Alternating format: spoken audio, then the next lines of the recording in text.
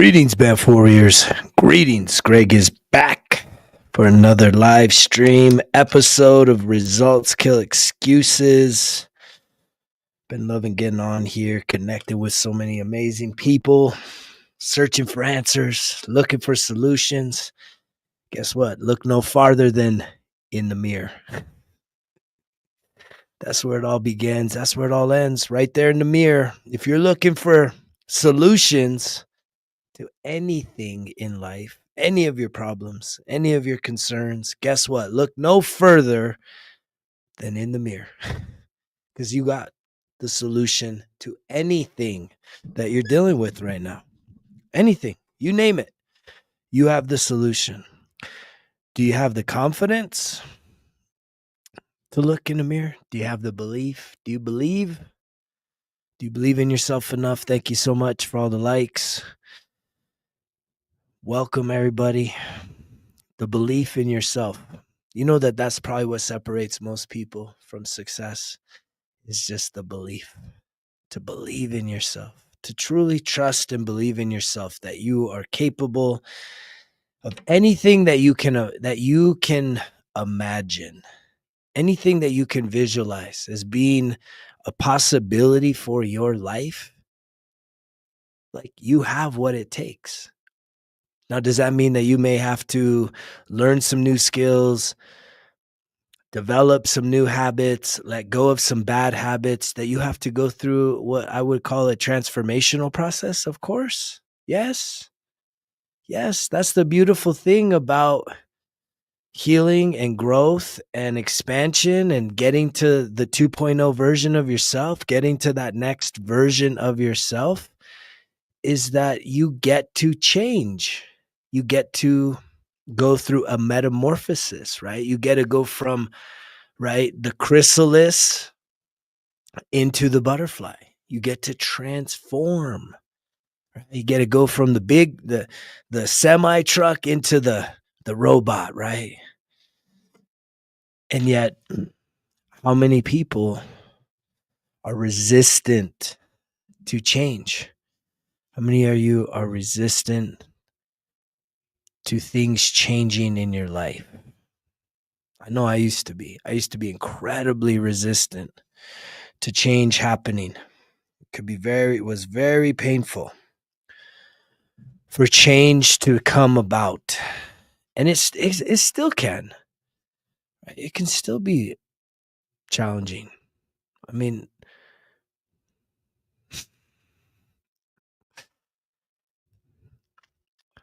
it can still be very challenging to change, especially when you're an adult.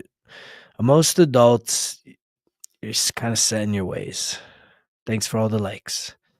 If you're listening in here, tuning in, starting to connect with the message, share the message, get the word out there. But we get so caught up in our ways, right? We get set in our ways. And the sad thing is that much of the set in your ways attitude comes from, what's up, outdoor Matt? Most of it comes from your past. And it's not the good things in your past. It's the bad things. It's the things that you wish never happened. And yet you're allowing those things to control you. And something that I was thinking about today is, hello, Kristen. Hello. Welcome.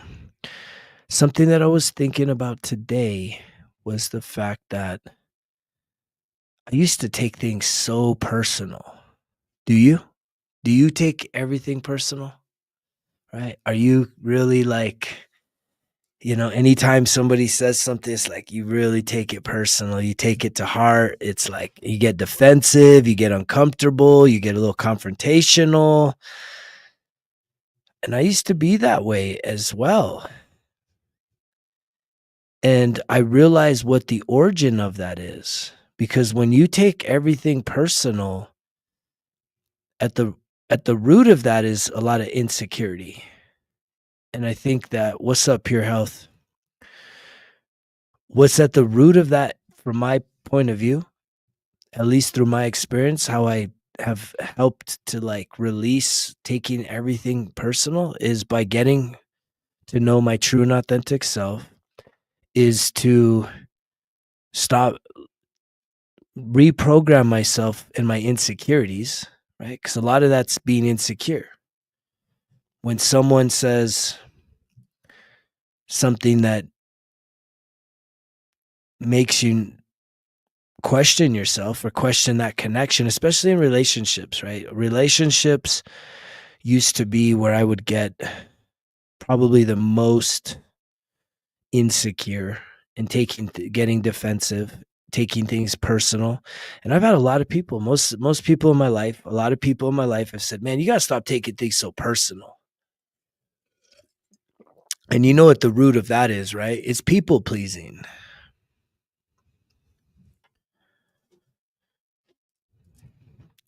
People pleasing. And where does people pleasing come from? Abandonment, rejection, right? Not feeling good enough, feeling like there's something wrong with you, and that, thank you. I think it's Kai Star. Thank you for that compliment. And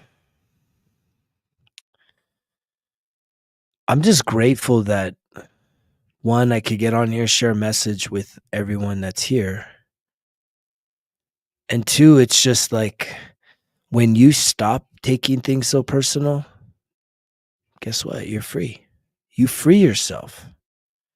And I believe the only way that you're going to get to that is by doing the work of self-discovery, figuring out who you truly are, taking off all the masks, taking off the facades, right? Going inside yourself. Because again, when you take things personal, that means someone says something to you that triggers an insecurity that you feel like, uh-oh, I'm being judged, or I'm not good enough, or even worse, they're going to leave me. I'm going to be all alone for the rest of my life. So I better self-abandon, right? Or I got to get defensive and like go into, fight or flight or survival mode. And it's like, that's a difficult place to be, right? It's a very challenging place. I spent most of my life taking things way too personal. And it was all based on the fact that I had those abandonment wounds, those rejection wounds. And underneath all that was feeling insecure, right? When you're not secure with yourself, well, then guess what? You're going to allow a lot of people to take advantage of you. And you know this, and it's a hard truth. It's really hard when we allow people. The definition of insecure is not firmly fixed, right?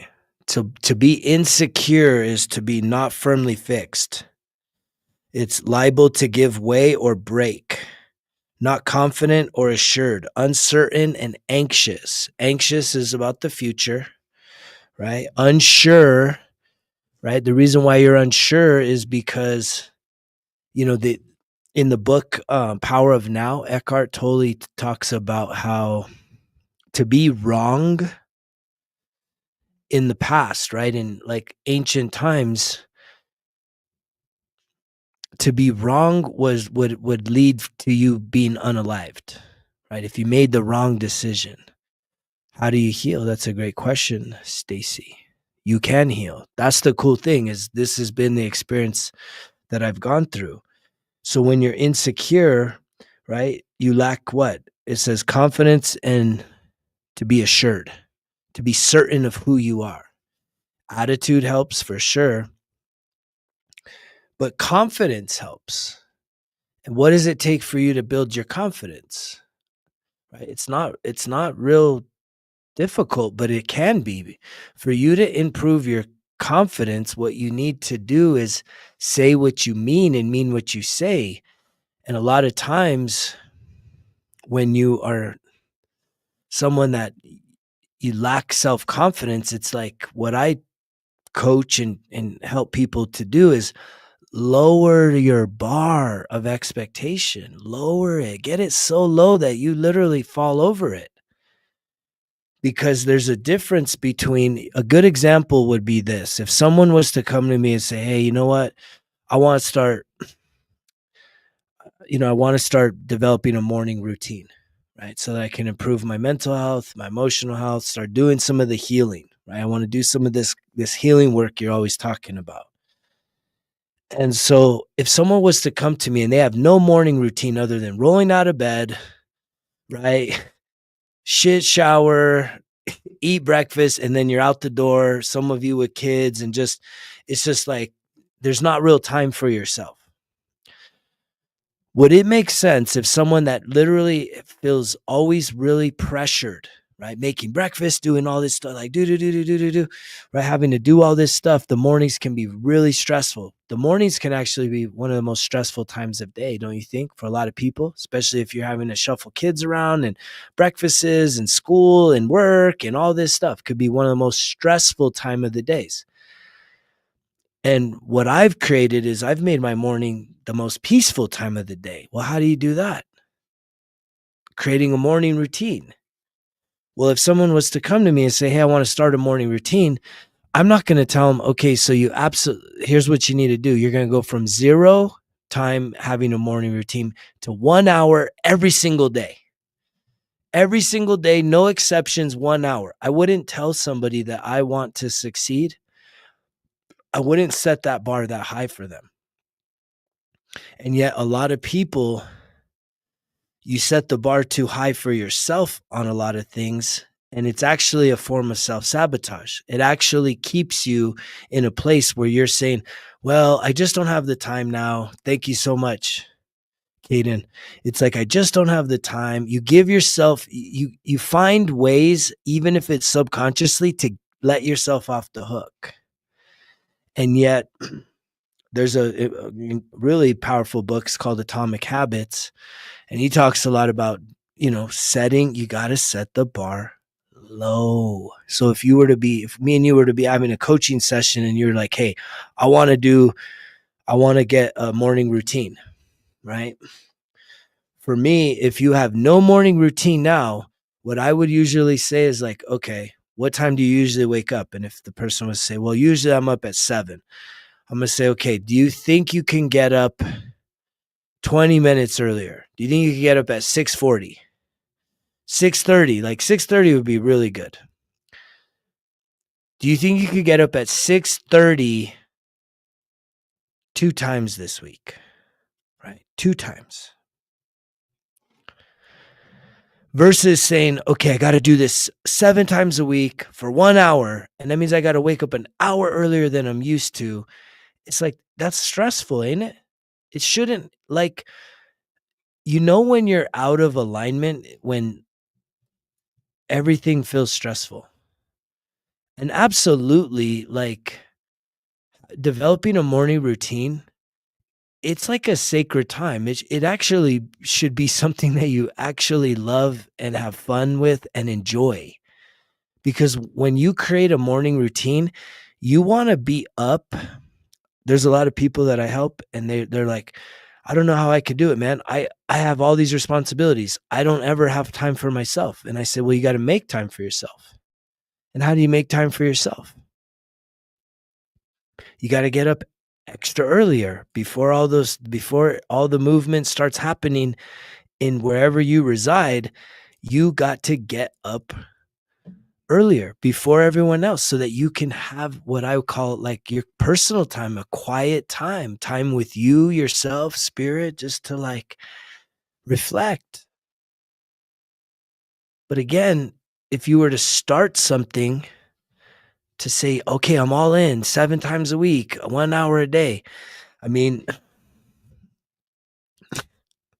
the 1% Better Everyday Journal, the bar is to try and get to 1 every single day.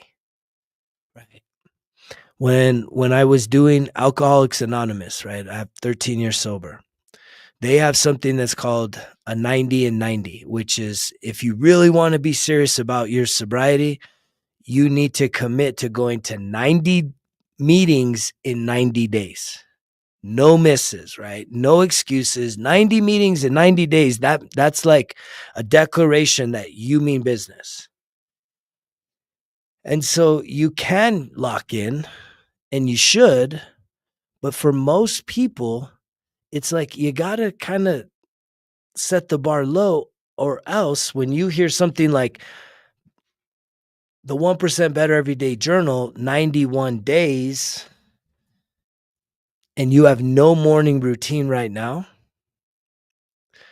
the chances of you slipping and falling off, it's pretty high.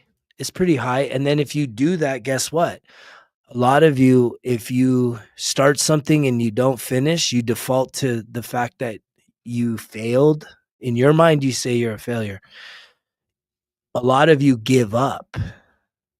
And I'm here to tell you, don't give up. Get up, dust off, and keep going. And it takes you developing that relationship with yourself to be like, you got to be your best friend. You got to be your own coach, your own mentor. You got to be somebody that cares about you, that says like, come on, like, let's do it.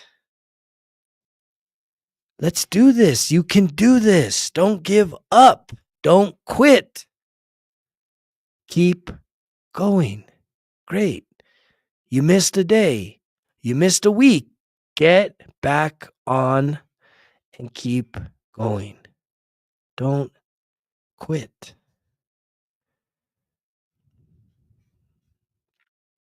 It's good to have you here tonight, Adam. But a lot of people, if you lack the self-confidence when you try something new and you set such a high standard for yourself and you slip up, guess what? That you give up. You tap out. You say, see, I knew I couldn't do it. I knew I couldn't do it. And it's like, it's not about being perfect. It's not about perfection. Right? This life is there's nothing. The only thing that's perfect, this is what I say. The only thing that's perfect in this life is that we're all messed up. We're all a little bit messed up. That's what's perfect, right? We all are a little bit messed up. Some up more than others. I was probably the most. And yet I figured it out. I was a huge self-sabotager. I was a huge excuse maker. That's where this whole mantra, results kill excuses, comes from. I was full of excuses. And I used to tell people, I'm not making an excuse. This is a valid reason for why I can't do this or I can't do that. It's a reason. There's a difference between. I remember arguing one time, I was in the military and I was talking to a chief and he was like questioning me on something and I was giving him excuses as to why. And he was like, man, like, you can't be coming in here with all these excuses. And I'm like, it's not an excuse. It's a valid reason. I have a reason. And he wasn't buying it. I'm a Scorpio sun, Aquarius moon. And yet it was when I finally hit my rock bottom, I said, I'm done. I can't be doing this no more. I have to figure it out. Right. No matter, I knew what I needed. I didn't know everything I needed to do, but I know what I wanted to have experienced. That it's a reason.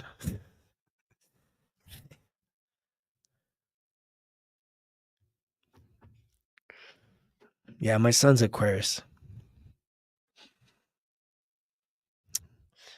And yet it took self-accountability, but it took the pain of a rock bottom for me to start turning my life around, and lock in. And there's been so many days in the past 13 years of my sobriety journey, right, where I wanted to give up. I wanted to tap out, right?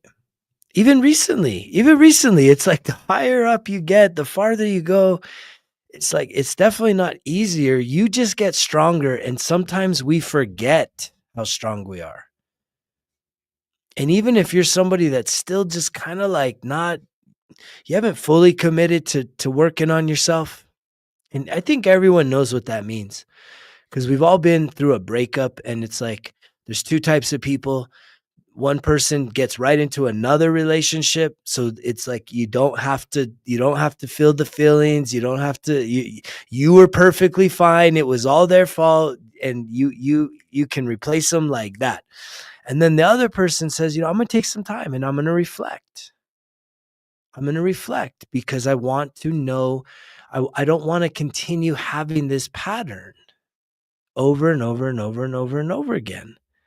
We get so afraid. And one of the things that I do, this is like a really powerful, like, self accountability exercise in the form of journaling,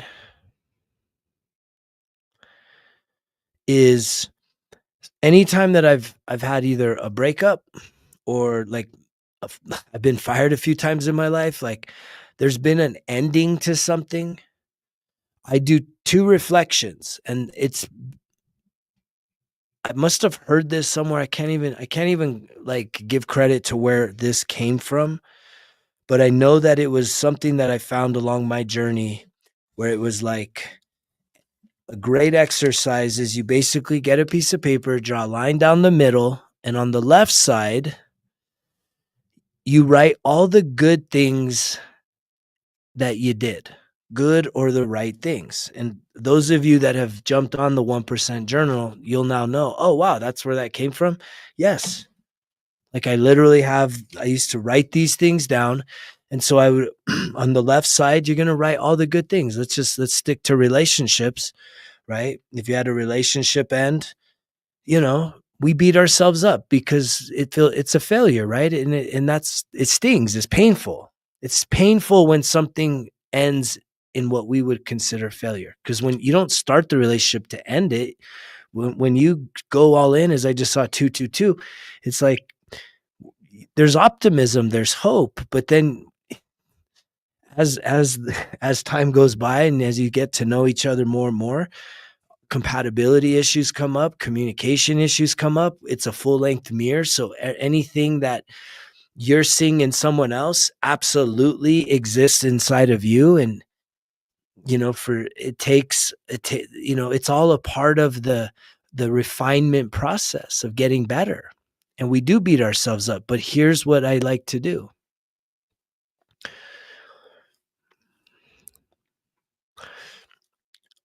Left side of the paper, I write all the good things that you did, right? If you were thoughtful, loving, available, committed, faithful, loyal, right? You chalk up everything that you thought was things that you should be proud of, saying, "Look, I did these things really good in this relationship. This is stuff that I really am proud of myself that I showed up like this." On the other side of the paper, though, you need to be honest and have some reflection about what are some things you could have done better. And the answer shouldn't be, well, I shouldn't have picked that person. No, it's about you. What could you have done? How do you own your shit? How do you own the fact that regardless of how that person behaved, how did you respond? How were you? Can you be honest enough and reflective enough with yourself to say, you know what? I could have improved here. I could have communicated more. I know there was times that I avoided conversations. I went cold. I withheld intimacy. I mean, we do all kinds of weird shit. And here's the cool thing. This exercise is actually the basis for the 1% everyday journal. 1% better everyday journal is you reflect the number one worksheet that you do every single day right here, reflections from yesterday, right? Here are what did I do good and right? And what can I do better? There's 4 things that you reflect on every single day so that you can create this growth mindset. This is this is the difference between it's not my fault, it's all their fault, they're screwed up, I'm going to go get another relationship. I'll replace you by morning. It's like, okay, good luck with that. And yet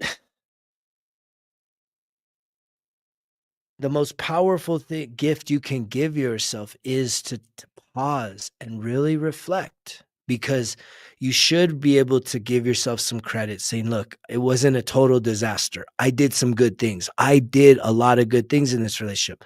However, there's some areas that I want to improve, because here, the most beautiful thing that I don't understand why people resist this, but when you can be honest with yourself and say, here's the things I want to do better, guess what happens? You become a better person.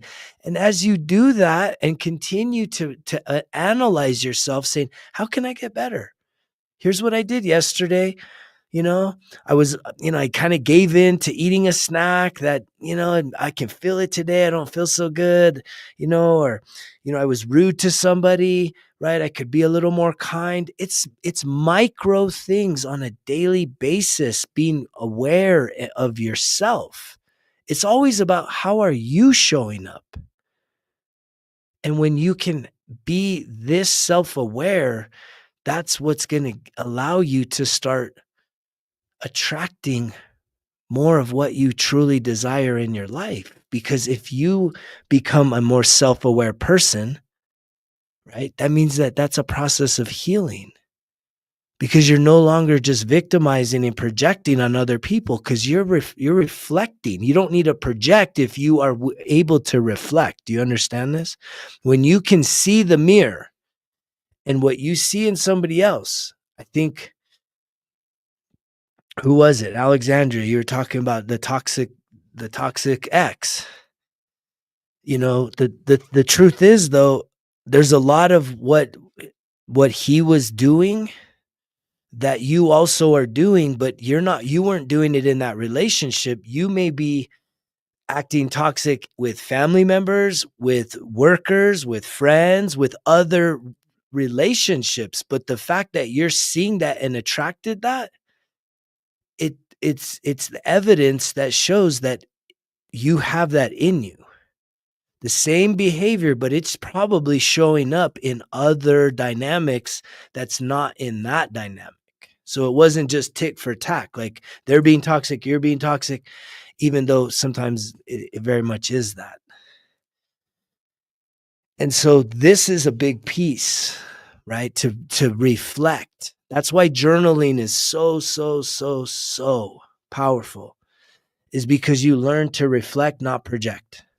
You don't have to project, which ultimately starts you to see yourself in your truth, because then you're not having to be so worried about taking things personal, because when you know thyself, right, and you know the truth about yourself, you know that, yes, there's areas you need to work on. There's areas that you're doing really good. There's still some areas that you're working on. Then how someone else shows up, if they see that, if someone sees a flaw that's an area in you that you're still working on, and they say, look it, you're being you're like this, you're like, yeah, I know, you're calling me out, I know. You don't have to get defensive, you don't have to take it personally. You're like, yeah, I know, I'm working on that though. Can you be patient with me? Will you support me on this journey? And if someone's not willing to support you and help to create an environment that allows you to grow, allows you to become more, then, that's okay. Most relationships are meant to be temporary. And temporary could be 10 years, right? It could be 10 days, it could be one date, it could be a year, it could be 21 years. In the grand scheme of things, though, it's very few connections, right, are permanent. I would say none are permanent. that we experience in this lifetime. And yet that's why it's so important to know thyself. And the only way you're going to know thyself is when you know all of yourself. And this is the part. This is why things you do right, things you can do better is actually the upper part of saying taking the full in-depth analysis of your good characteristics versus your shadow side, the darkness inside of you, right? The most heinous things that your sweet self could do given a certain circumstance. And even if you've demonstrated violence or deceit, manipulation, lies, right? All kinds of stuff in your past. Well, then that says that you've like it's in you. You're capable of doing some bad things given certain circumstances. But most of us are we're so insecure. And insecurity is rooted in not fully accepting the totality of who you are. Because we're carrying around guilt, we're carrying around shame. And yet we don't want people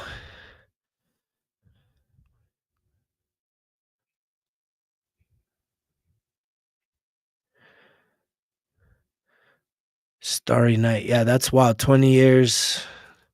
Thanks for sharing some of that feedback.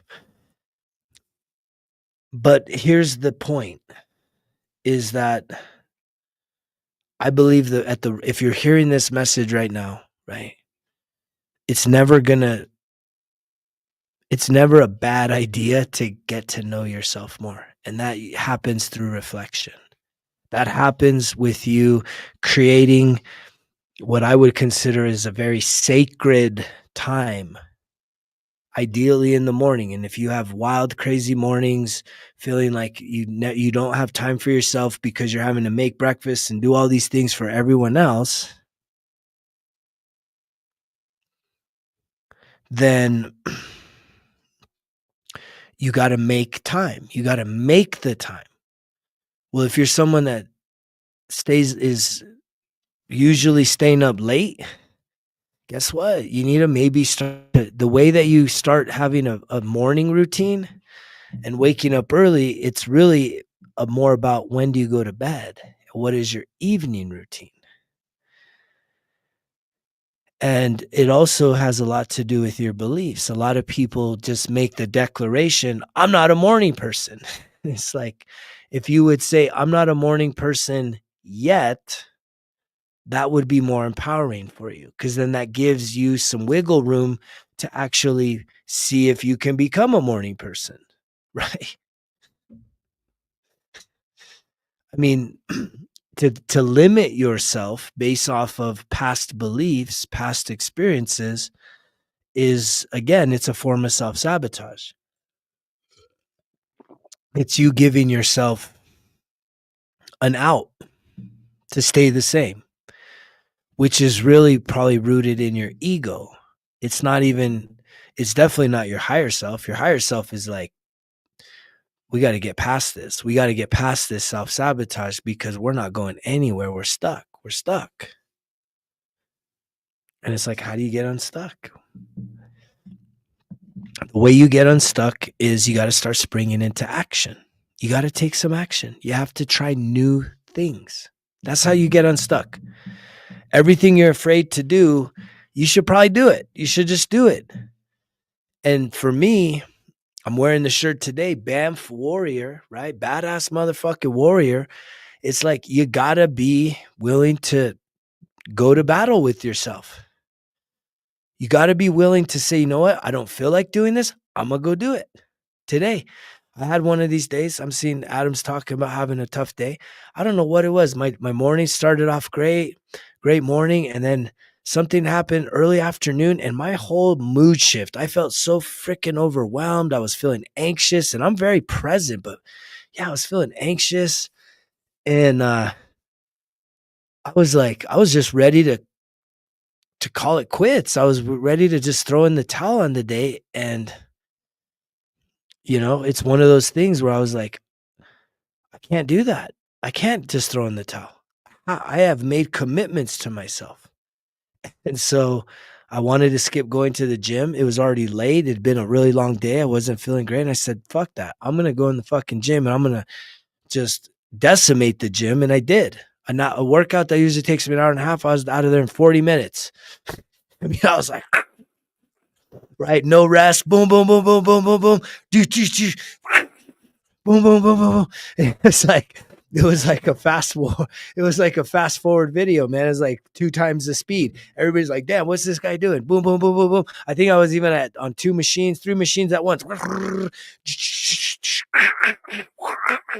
Just going off. And I felt great. I said, I need this though. I needed it. I was like, if I don't do it, what am I going to do? I'm going to go home. I'm going to just feel overwhelmed. I was like, no, I need to move some energy. So I did that. But then here's the other thing. And this is where I'm really proud of myself. And this is me trying to share with you guys some of the insights to what real healing is about. So I get home, I felt better about the gym, but I was still feeling overwhelmed. And a lot of that is rooted in feeling a little unloved right now from the external, because I'm in sort of I've been put in isolation. And that's what happens when you go through some of this growth and real major breakthrough shit. And so I get home and I'm feeling overwhelmed. And I can tell you, the wounded version of me in the past, the way I was feeling today, the wounded version of me 15 years ago, I've been sober 13 years. The wounded version of me 15 years ago would have stopped at the liquor store, would have bought a 6-pack of, high alcohol content beer. And I would have definitely came back. I would have got home. I would have smoked some weed. I would have drank that whole 6-pack and I would have just numbed myself out and I would have just checked the fuck out. Just, I don't feel good. This fucking sucks. Right. I need to dull the edge, or what do people like to say? A lot of people, right? And I need to unwind. It's like unwinding. And it's like, man, I am so grateful I don't unwind like that no more. But instead, here's what I did. I got home, was feeling overwhelmed. I considered one escape route, but I was like, no. Let's not go there. And so instead, what I did, and this is what real healing, emotional healing is. This is it. If you're going to stay and listen to anything and take notes and understand what real emotional healing is, this is it. So I basically went into my room, laid on my bed, and I sat there with myself. Total silence. And I basically named what I was feeling. I was like, I'm feeling overwhelmed and I'm feeling unloved right now. And that alone started to activate a calming effect. And I just sat there with the pain. I said, you know what? Let's just feel out this pain right now. Let's feel this pain, right? Be present, being overwhelmed. Just be present. I know that this is not my truth. I know this is not who I am. I know this is it's a feeling, right? And if you sit in it, guess what? It goes away. It doesn't take a year to go away. It doesn't take 10 years to go away. It was literally a few minutes. But I still just sat there and I used some positive affirmations to affirm myself. And I said, you know what? Like, because I'm feeling unloved, that's from the outside, right? I said anything, like I had started having some thoughts and I said, what's something I would do to show someone else some love? Like, would I send them a gift? Would I buy them some flowers? Would I take them out to a meal? Like, I like doing all those types of things. And yet I said, you know what, in this moment right now, I need to bring that energy back to myself. I need to treat myself like I'm someone I love, right? And so I started to give myself some positive affirmations and I started feeling a lot better. And I gave myself even just a minute to just sit in it. And I even rested. It's probably like 20 minutes. And I woke up and I felt so much better. And I went for a walk and I felt so much better. That in and of itself, processing, that is what it is to process, to be emotionally fluid. Now, here's the thing. I talked about this last night. If you weren't here last night, I'm going to give you a recap. When you hear the term healing, I have to be very clear. Emotional healing does not heal itself. You cannot heal your trauma because of time. Time will not heal trauma. And the example I have is when you have a physical ailment, when you cut your finger, right? Time heals the finger. It's a miracle. Like, how are the hell are we self-healing? It's the wildest thing. I mean, you might put some ointment on there and a Band-Aid, but if you cut your finger and you put a little ointment on there just to make sure it doesn't get infected and you put a Band-Aid on it, time, it's like the craziest thing. You don't even have to think about it. You don't have to sit there. And even if you try to stop the healing, right, by agitating the cut, it would still heal. It would say, fuck you. And it would still heal. Like, you couldn't stop your cut from healing, right? You would aggravate it. It would probably have more of a scar tissue there, but it would heal. It's incredible that literally our bodies are self-healing. When you get sick, right, you need to rest.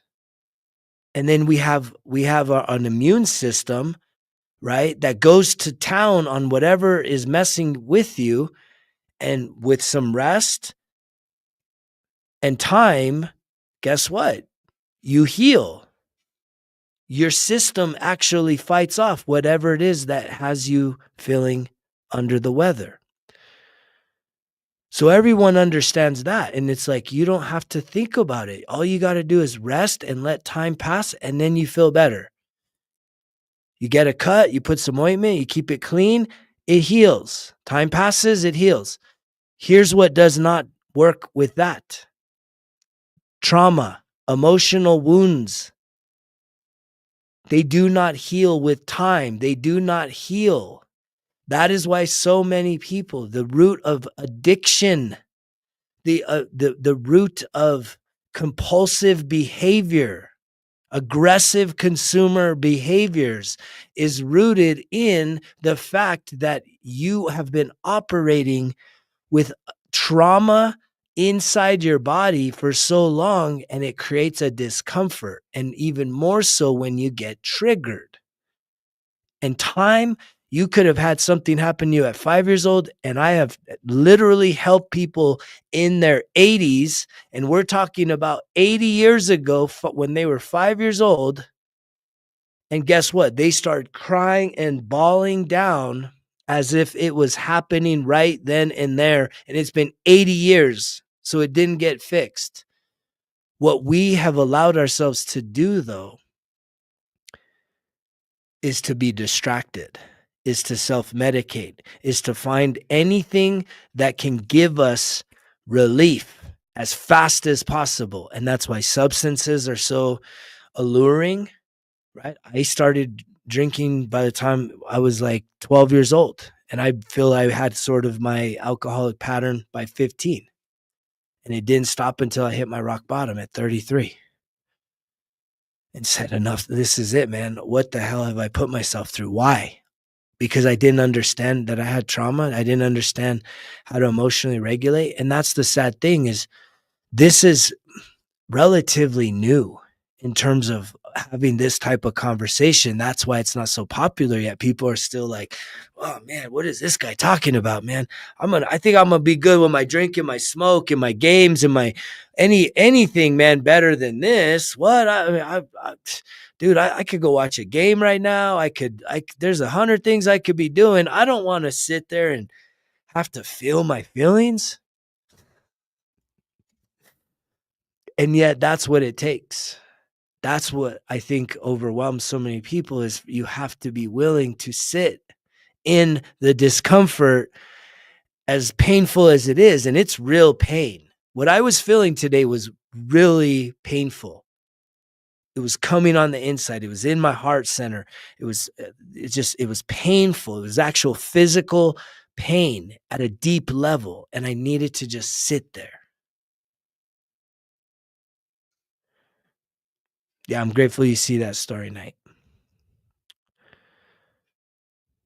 I used to think, people used to tell me, man, you're way too honest. Like, I used to think I was a weakness. I know it's a superpower now because all my cards are up, face up. I don't have nothing to hide. And yet, here's the thing. So that was my situation real time. And I felt 100 times better. The pain went away. I'm feeling great right now. I'm on here talking. I did a long video. I walked, right? I spent time in nature. I went for a beautiful walk. I made like probably a 30-some minute video, right? Getting on here, doing this. I wouldn't be here if I was the wounded version. The wounded version would be a 6-pack deep or more, higher than hell. And what?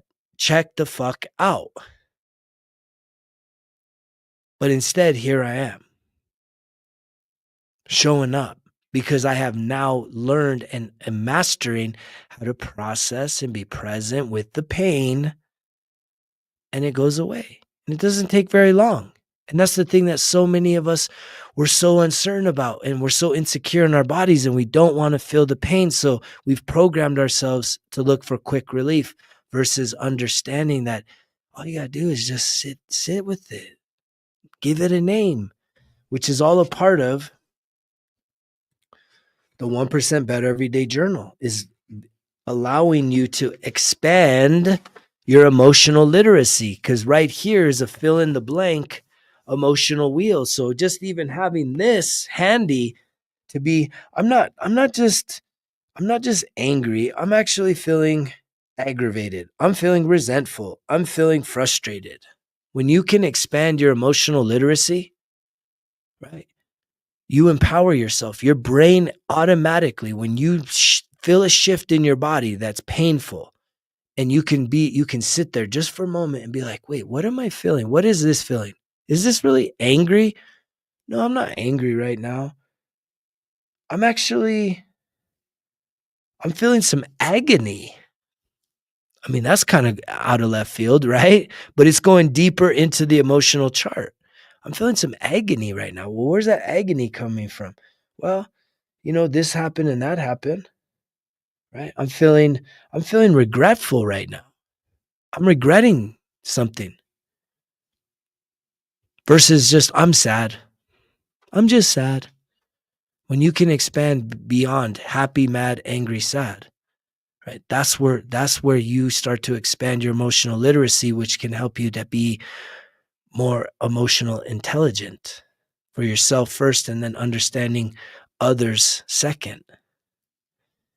And as you do that, when you name your emotion as it's happening, you literally disengage fight or flight.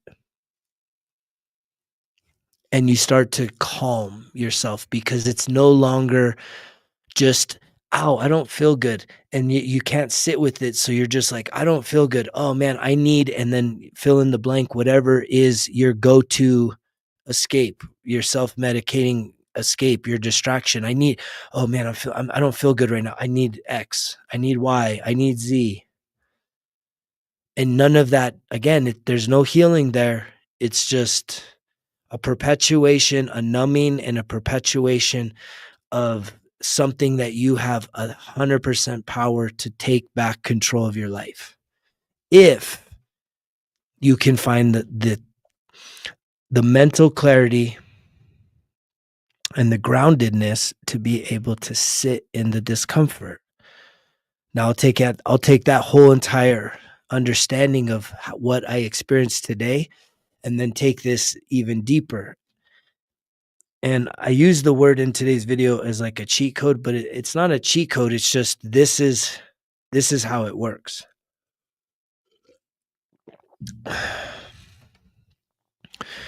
So here's the thing. I dealt with an emotional discomfort real time. In the past, so let's just say 20 years ago, if I had gotten home from work and I was feeling overwhelmed, I would have done what I mentioned earlier. So I didn't deal with it. I didn't deal with the emotion at all. All I did was look for an escape, a way out, a way to numb that. Get like, I don't want this pain because it's real pain. It's actual physical pain that shows up in your body. And I would have done the escape. But here's what happens. Just because you do the escape,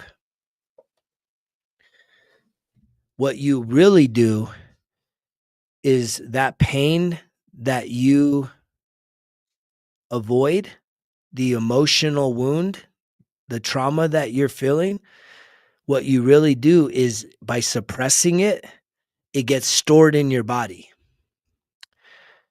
And so the big picture of how you heal to get to where I'm at right now. And I talk about this all the time, but I don't think people fully understand what's going on there. And I also think this maybe is what overwhelms people is here's what you have to be willing to do. Is I did that real time. I was feeling that pain today. Some of you are feeling pain that is rooted 40 years ago.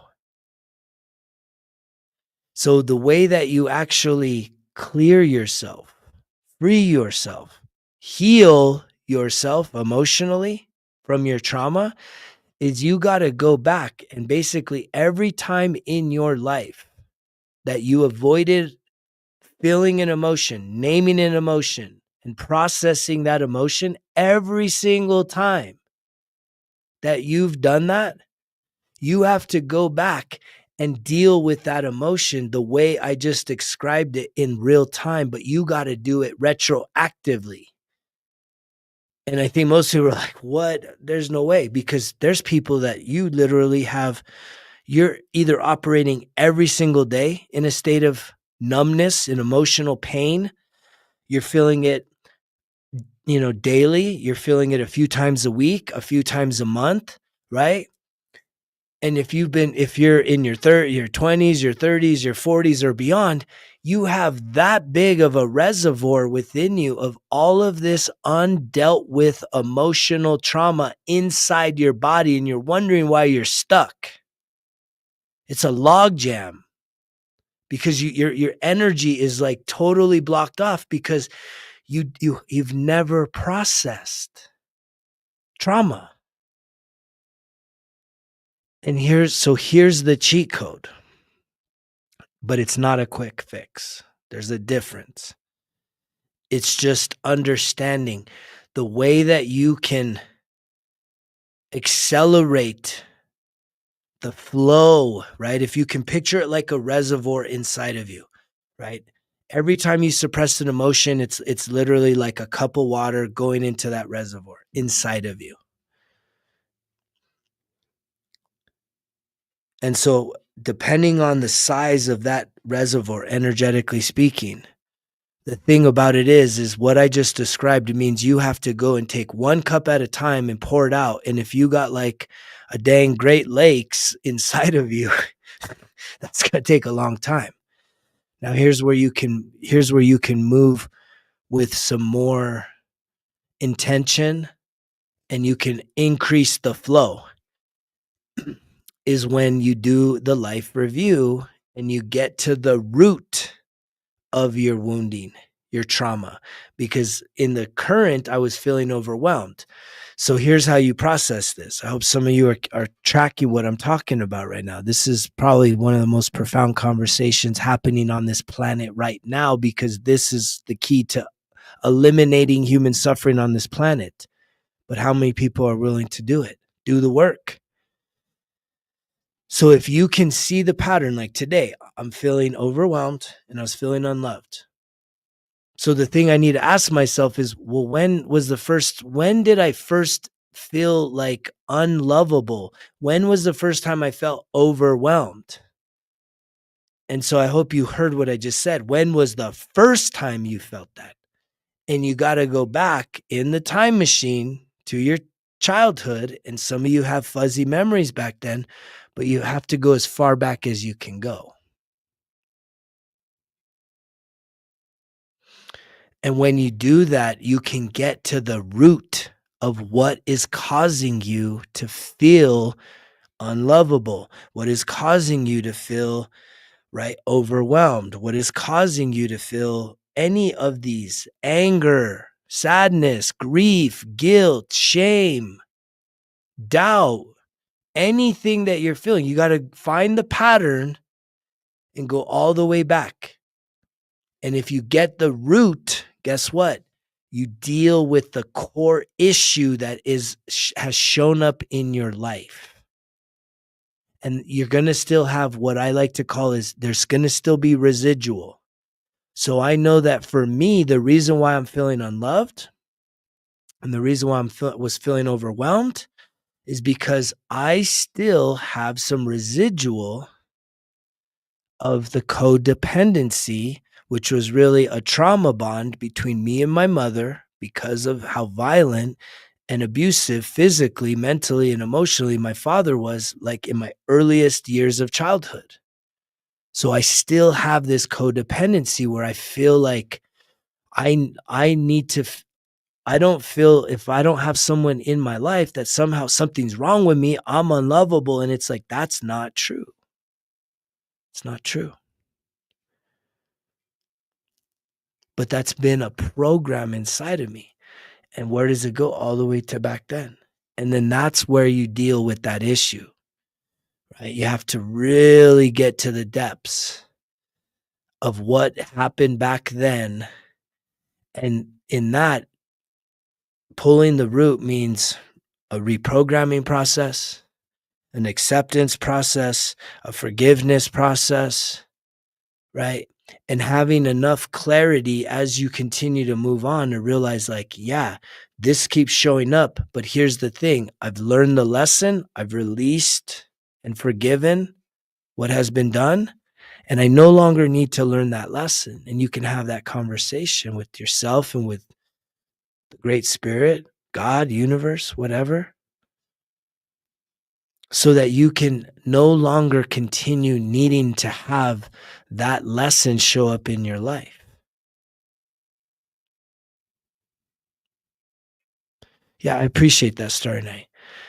But it's just, it's more common than not, to go through that. Like the majority of people are carrying around. If you're here listening, you have trauma from your childhood. The majority of people have experienced that. And it's really all a part of our spiritual growth. I wouldn't be here without that. I needed that. I asked for that at the soul level. See, I don't get caught up no more in just the physical, right? The physical is like, yeah, daddy issues, mommy issues, all the issues, right? If it wasn't for that, I would be so much, it's like, no, I'm very accepting of it. I'm very accepting of it. I understand at a deep level, at the soul level, that I asked for that. I needed that for me to be here. Where's here? Right? Embodying my higher self. Right? Becoming the best version. Each and every day, 1% better.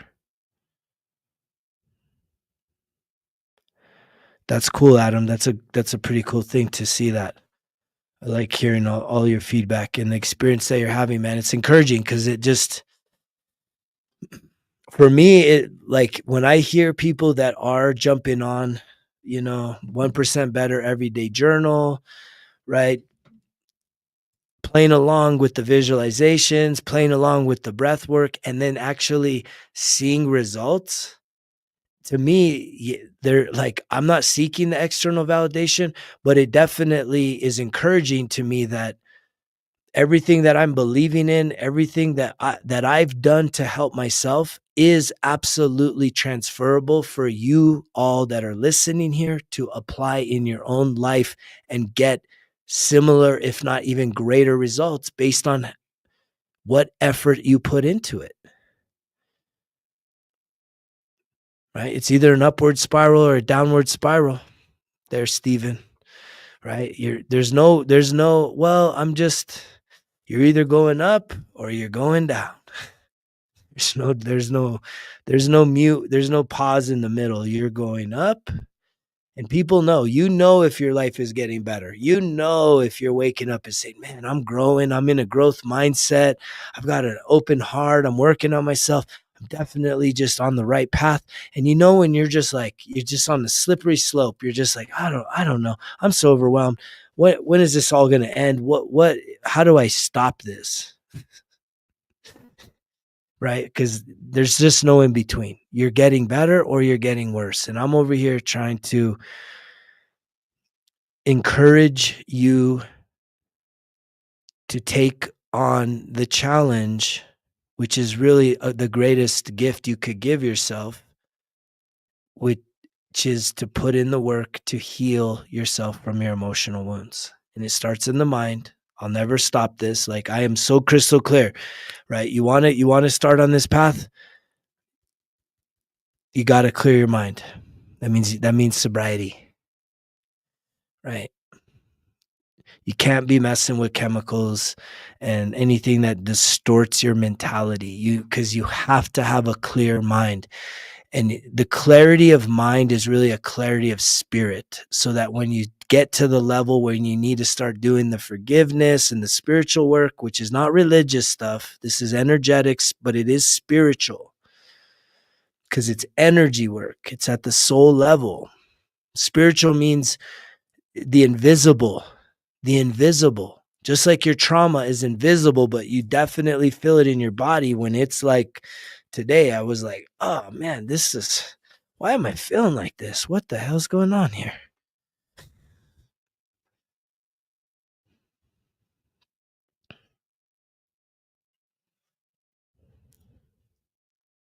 Yeah, each day.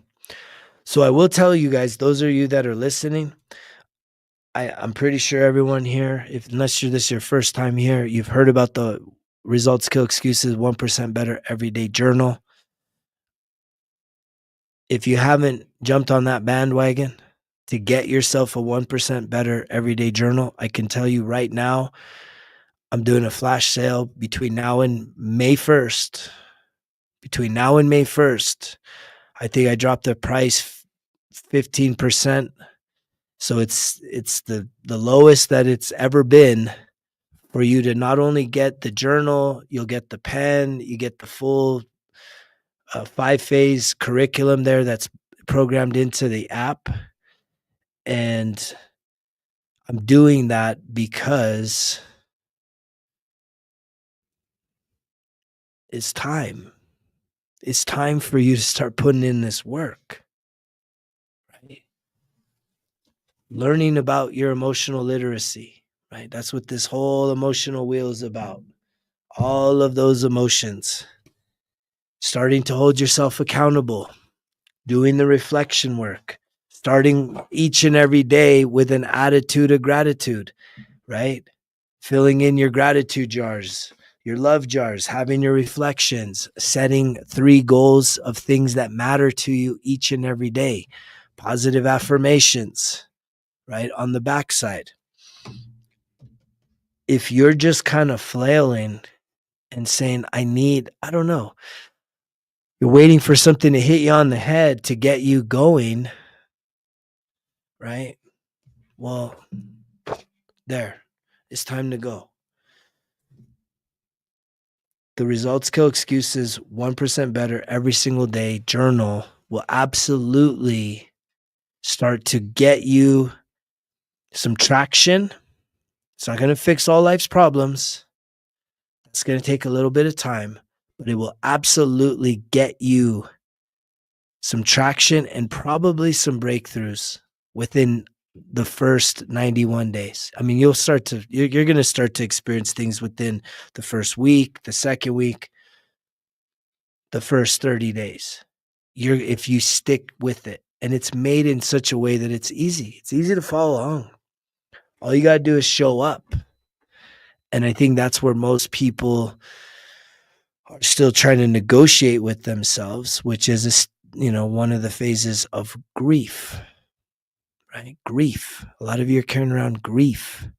You're just sad because life didn't go your way. You're grieving that you've aged. You're grieving that you're not as free as you used to be, right? You're grieving that, life hasn't played itself out the way you wish it would have. But the thing is that if you're hearing this message, I have no doubt about it that my soul and your soul agreed to work together at a time such as this. I'm going to say that again. My soul, your soul, we made an agreement to work together. Here's what working together is not. Working together is not me talking, me working, and you just sitting there listening. That's not working together. Working together is me doing my work, holding myself accountable, and providing you with resources for you to start doing the work so that I'm working, you're working, and we're both healing ourselves in unison along this life path. But yet, guess what? So many of you, you're programmed to just sit there and be an observer, be a spectator. But that's not what's happening here at Results Kill Excuses. You're not going to get results if you don't take action. So I'm running this deal, hopefully to incentivize you to spring into action. I think that's even what I called the sale. Take action. It's spring. It's time to spring into action. Because nothing changes if nothing changes. And the only way things are going to change is if you decide now is the time. And guess what?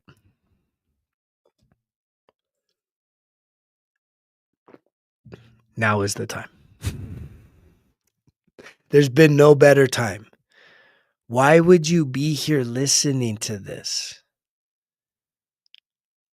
if deep down inside of you, there's something being offered to you? Hey, try this. If what I was offering was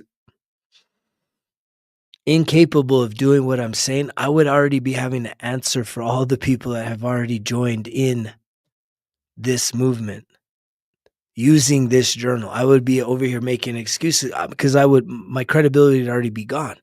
Dang, that didn't do nothing for me. I would be like, oh shit, man, people aren't getting nothing out of this. That's not the case. And even to take that one step further, there's a lot of people that I talk to that are like, I don't know, man. I'm thinking about it. I'm thinking about it. What's the one thing that can get you out of your thinking about it mindset? Right? How do you get out of your head if you're someone that's habitually an overthinker? It's something that I've been doing here. If you've been watching any of these streams, it's something that we've been doing, and it's something I'm doing coming up. It's the number one thing to get you out of your head, out of your thinking mind. It's breath work.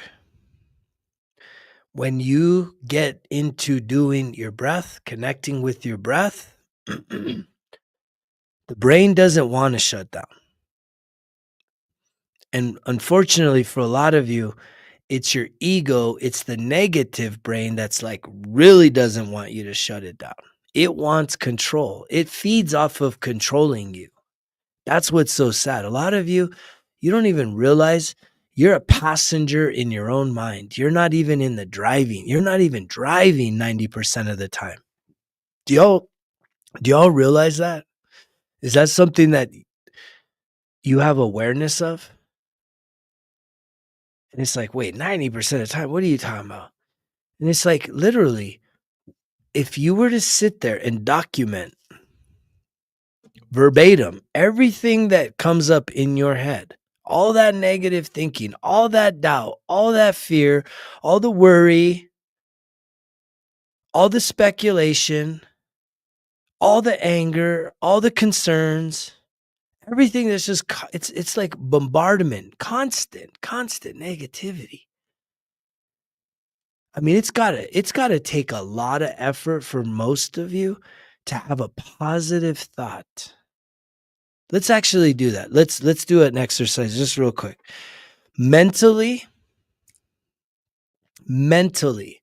let's figure out what your true voice is, because your true voice, the voice that sounds negative, it sounds like your voice, but it's not your true voice. Here's your true voice.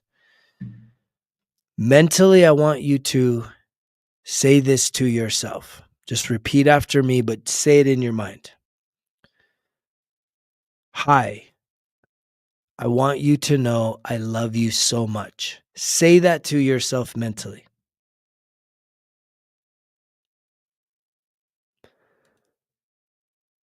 I bet you for some of you, that was difficult. It didn't even feel right.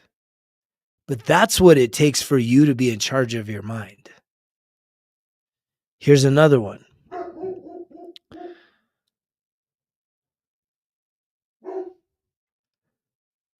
Hi, I think you're the most incredible human being on planet Earth. Mentally tell yourself that. Hi, I think you're the most incredible human being on planet Earth.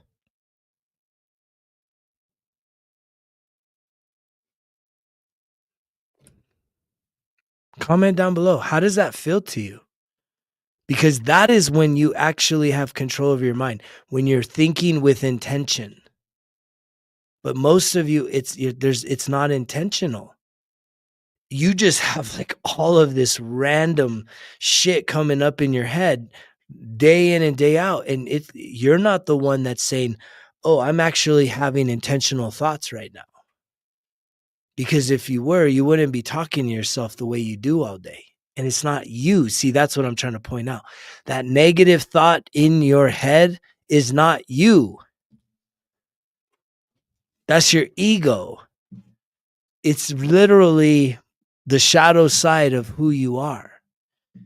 And it wants you to remain stuck because it needs control. If you take back your power, it goes away. And it likes to be in control.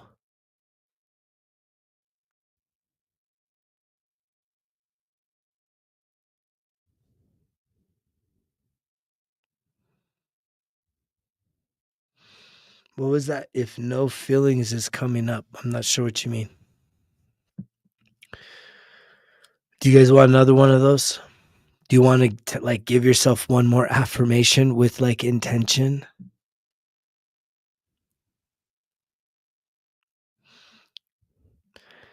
So here's another one.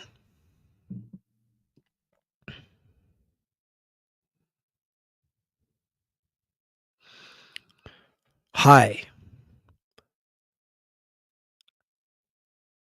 You are worthy to accomplish any dream that you have. Hi. You are worthy to accomplish any dream that you have. Tell yourself that mentally. Use your mind.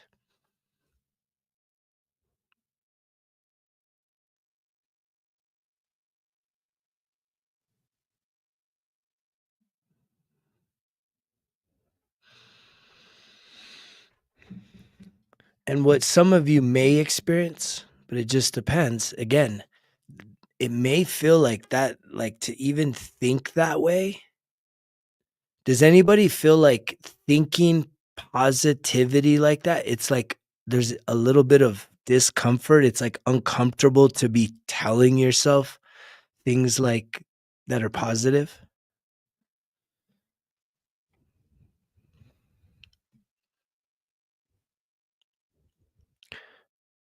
That's usually what I experience. And that's why, again, on here in this little section of the 1% Better Everyday Journal, what's number one? Positive affirmations. Positive affirmations is the number one thing I start every single day with. I just press play and let the positive affirmations just fill the air. And when I first started this years ago, it was uncomfortable. It feels uncomfortable because it's absolutely the inverse of what is going on in your mind right now. You're filled with negativity. And when you start to put positivity in there, those two things are clashing.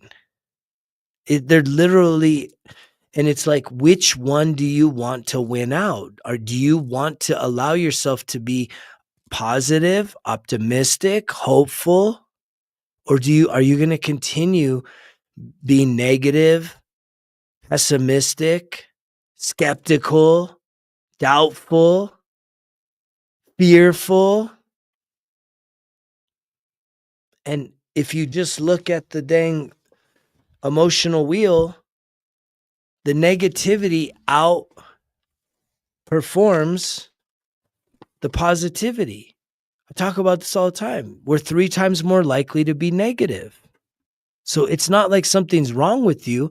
It's just that right now, here's a guy shining a light saying, it's time to take your power back.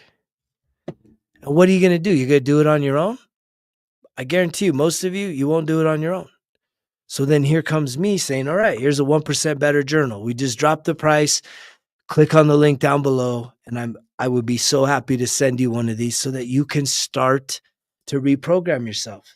Every single morning at the top of the daily, here's the daily worksheet, right? Here's the daily worksheet. On the top right here, I'm going to read what this says.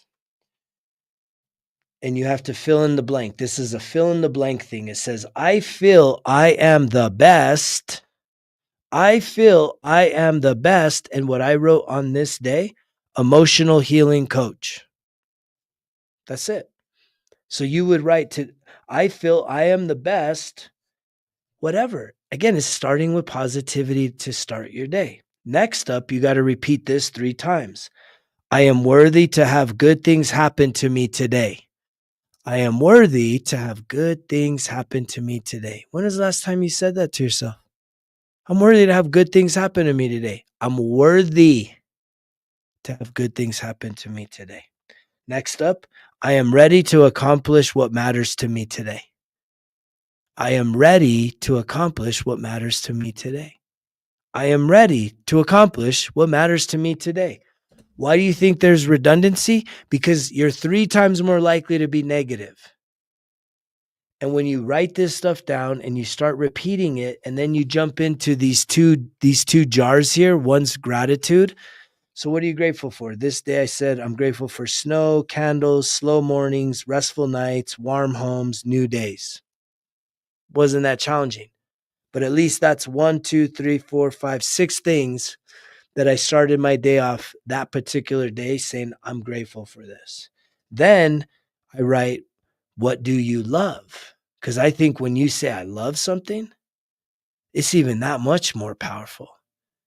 And what's funny is when I'm coaching a lot of clients, I'll say, hey, tell me something you love. And they say, well, I like. And I said, I didn't say like, love. We have such a hard time saying we love things.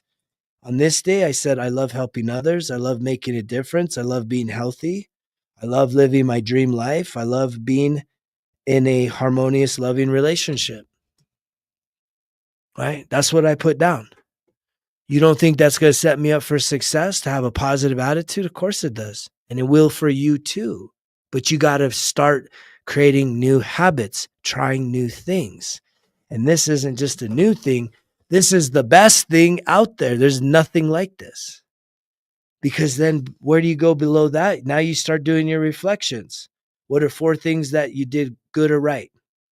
You know, in this particular day, I went and shot some promotional footage at Starbucks. I worked out, I did meal prep, and I did, oh, that's cool. I did my first TikTok live stream. First time. This was back in January. Right? That was something I did good or right. What can I do better? I can trust God's timing, remain positive, believe in my dreams, and trust the process. right? There ain't nothing I'm hiding here. This is how this worksheet works. And you do this every day. You telling me you do this every day for 91 days? That however you're feeling today, once you get this in front of you and start actually filling it in, and the good thing about it is it's not digital, it's not this, you can take this anywhere you go.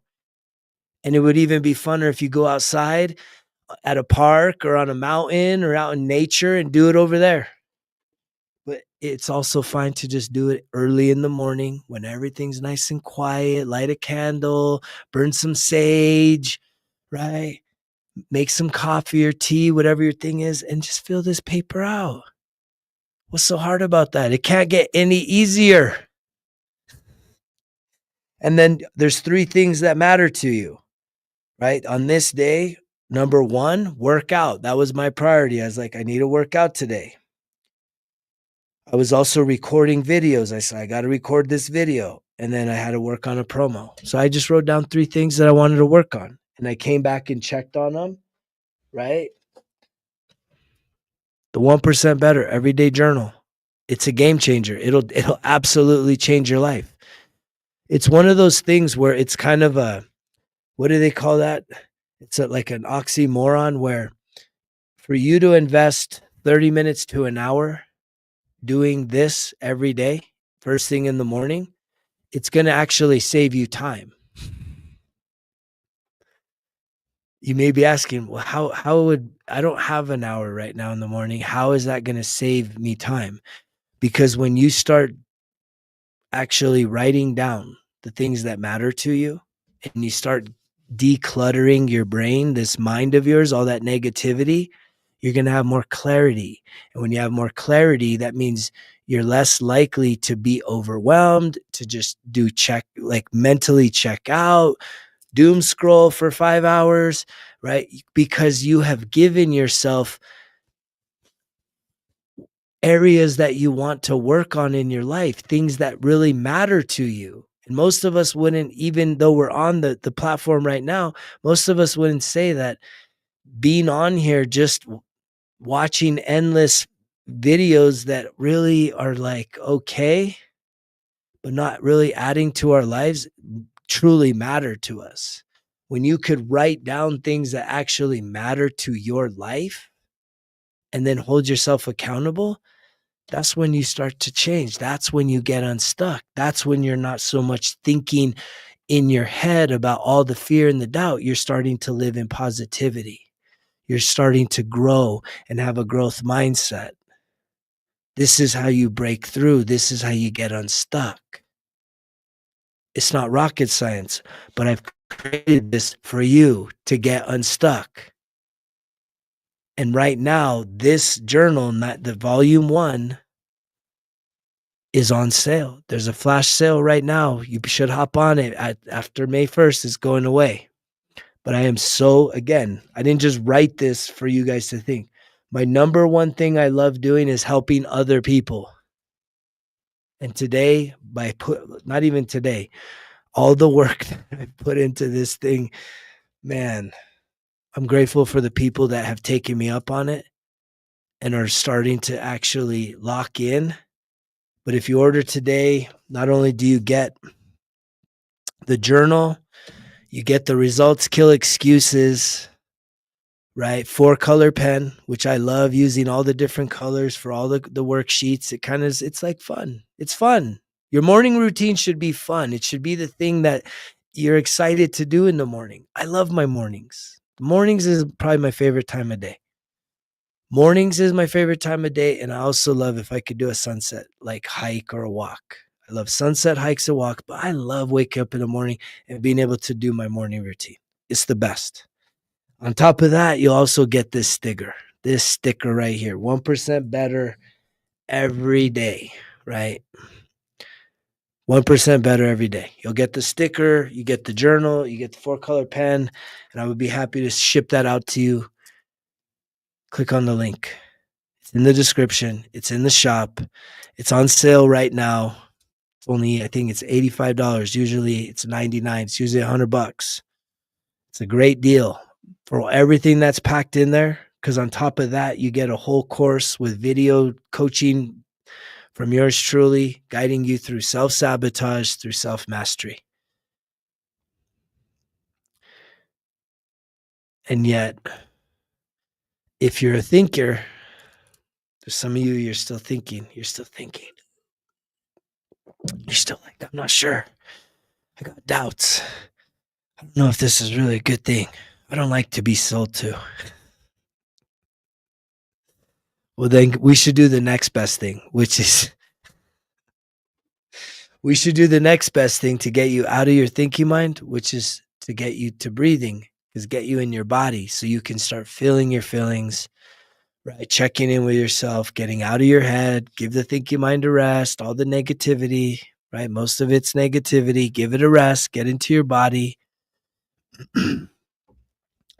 right? Which is really becoming more conscious, being more present, to be present with yourself, to really just to be alive, to not have to worry, not be thinking about bills or food or anything, to make sacred space for you to just be, to be present. The conscientiousness.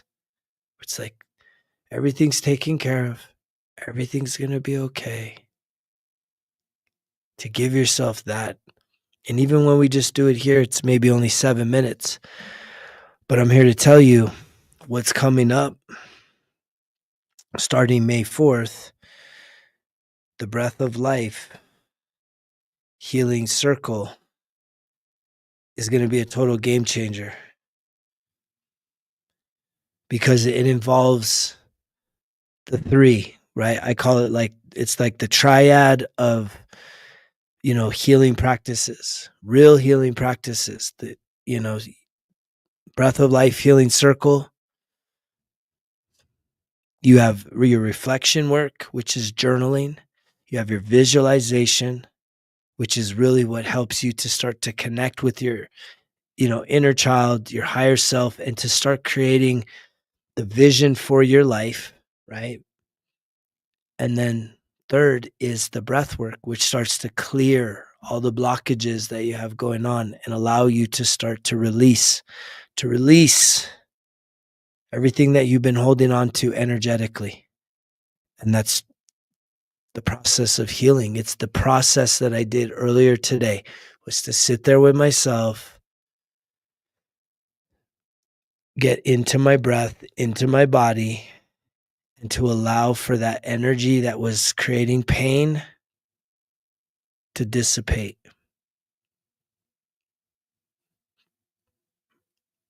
And to go away.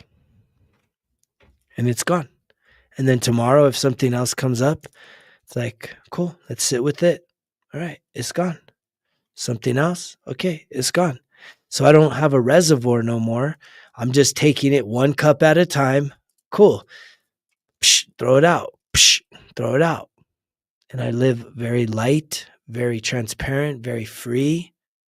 Right? I'm not carrying around a lot of heavy energy. If I sit here just with my body, it's like I feel healthy. I feel strong. I feel honest. Which I can say there's been lots and lots of years and days where I didn't feel honest. I didn't feel clear. I was carrying around a lot of deceit and manipulation and, kind of gaming life, gaming the system, trying to cut corners. And it's like, I don't feel any of that right now. I'm free of that. I'm free. Like, it's very clear right here. It's very clear in my body. And that's a beautiful thing. But as I said earlier, I had an experience today that I just felt overwhelmed. And I now have tools. And I gave you a very clear picture of contrast to what I'm teaching here, what I'm showing you here, as to what I used to do 15 years ago versus what I did today. Very, very different. Very different. And that's what you call transformation. That's what you call being healed. That's healing. That is actually the embodiment of me being healed. And I took a moment earlier on my walk to just really be proud of myself. Like, man, I'm proud of you, bro. Fuck, you've come a long ways. And there's still a lot farther to go, but I'm going to just enjoy every single day, every single opportunity I get to do the thing that I wrote on here that I love most. It's just helping others. Second, making a difference.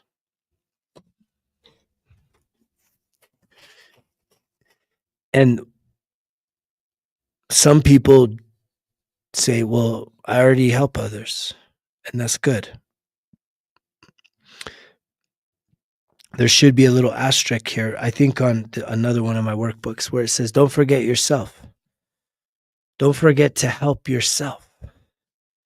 Because helping others is not helping yourself. And yet a lot of people will do that. They'll get very distracted saying, well, if I help others, then I'll feel needed. And then that'll be a validation externally to help me feel like, I mean something. And it's like, but helping a million people and never fixing the problems that you have with yourself, that you're still going to feel like shit. When you fix yourself first, you prioritize your mental, emotional, spiritual, and physical health, and you get those in alignment, and then you go help people, that's a game changer. That's real. That's real. That's authentic. Because you don't do it because you need something in return. You're doing it because it's from an overflow. It's out of abundance, not out of scarcity.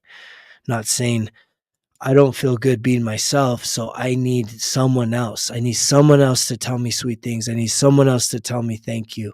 When it's like, again, that, sitting there with yourself. I was in this workshop today, and we had to go around the room. It was talking about college experiences, and we had to share a memory of someone throughout our college experiences that made us feel like we mattered. Right. So it was to and so everyone in the room, what did most people say? They said, well, yeah, my mom, or, some instructor, a professor, dad, my sister, my kids, who, do you guys know who I said? Again, throughout the college experience, and I have 3 college degrees, and, it is what it is. The person that made me feel like I mattered throughout my college experience was me. I made myself feel like I mattered because I was in my mid-30s when I finished 3 college degrees, and I was the one that had to stay up late. I was the one making those fucking sacrifices, right? Being a dad, having young children, working another job, going to night school, fucking writing papers, taking exams, like playing fucking Billy Madison, like little pats on the backs didn't mean shit. Like, it was nice. Thank you for patting me on the back. But most people, they didn't give a fuck. It had to matter to me. That's where I got this from. Right. So it doesn't just say, what are your 3 goals for today? It says, focus on what really matters today. Top 3 non-negotiable priorities for your day. What matters to you? Because when it matters to you, it's in your heart. It's in your soul. You're like, this matters. When you just say, yeah, I have a few goals for this month. When you say goals, it's outside of you. When you say matters, it's in you. Which are you going to be more likely to actually follow through with? Something that matters to you, or, yeah, I have 3 goals that I'm trying to accomplish. The goals are external. When you start to pull something in and say, man, this matters to me. And I went on a total warpath to get that education. And it's like, I'm not here actually preaching education. I think I realized throughout my journey that not having like higher education was a vulnerability for me. It created a weakness in me that I didn't like. I went from being an entrepreneur to then not like losing everything to not wanting to start another business. When I started looking at jobs and they wanted the fucking piece of paper, I didn't have it. And nobody was going to do the math problem to figure out if my experience equaled the degree. So I said, I got to just go get this thing. I want to be as well-rounded as possible. I'm the same mindset I have about how I show up, how my resume looks. I don't like to have weaknesses. I want to be as well-rounded as possible in life, in every aspect that I show up in. And yet that's the same thing with the health. Mental health, emotional health, physical health, spiritual health, financial health. A lot of people just want to live one-dimensional lives. Say, well, I'm really spiritual, but your health is in terrible shape.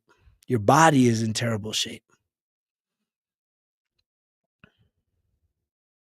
Or you're super physical. You're like, man, I'm ripped. I'm ripped right now. And flexes and constant selfie flexes. But yet emotionally, bankrupt, wounded, right? You're stacking on the muscles so people will be afraid of you or be like, wow, look at you. You're incredible. But it's really on the inside, it's a scared little kid in there. And I know I know so many people like that. Most people are like that. They haven't dealt with the inner self. And yet I'm somebody that I want to be well-rounded, right? I don't want to have any weaknesses. Total and complete package, right? Now, what about you? If me and you were to change places, what areas would you want to improve in your life?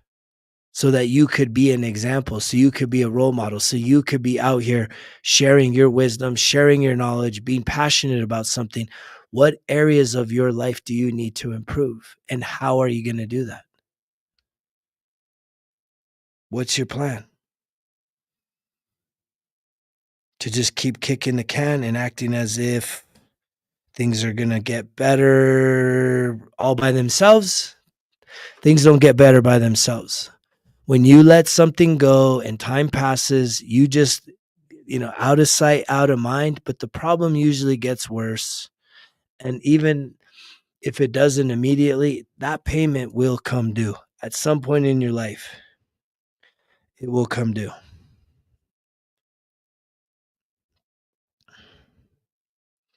What are you going to do about it? Anything? Nothing? Are we here to do stuff? Again, remember, I truly believe my soul and your soul have agreed to work together. Working together is not me doing the work, me living a well-rounded life, me being an example, me out here putting the message out there, and all you're doing is just listening. There's no work and listen, right? You come in here to check in, to be encouraged, to be inspired, to kind of have that accountability piece, but it's like, what actions are you taking to improve mental health, emotional health, spiritual health, physical health? You focus on those four things. When you're someone that's stuck, you say, okay, well, how do I do that? Mental health right away, man. What would it take for you to disconnect from your vices, especially chemical dependencies? What would it take? That's number one. And that doesn't take overthinking. It takes a real gut check to say,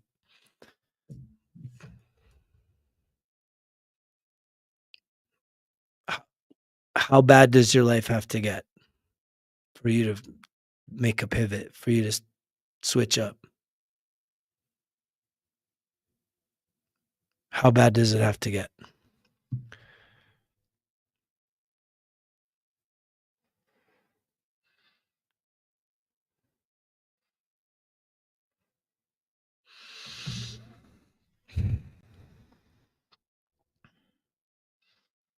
I have to admit, I'm a little distracted here because I think I just hit a benchmark. What benchmark, may you ask? I talk a lot about What's the fit? Does anybody listen to me enough that I talk about the four else, but I always add a fifth one in last sometimes. Does anybody listen to me enough to know what is that fifth health that we talk about?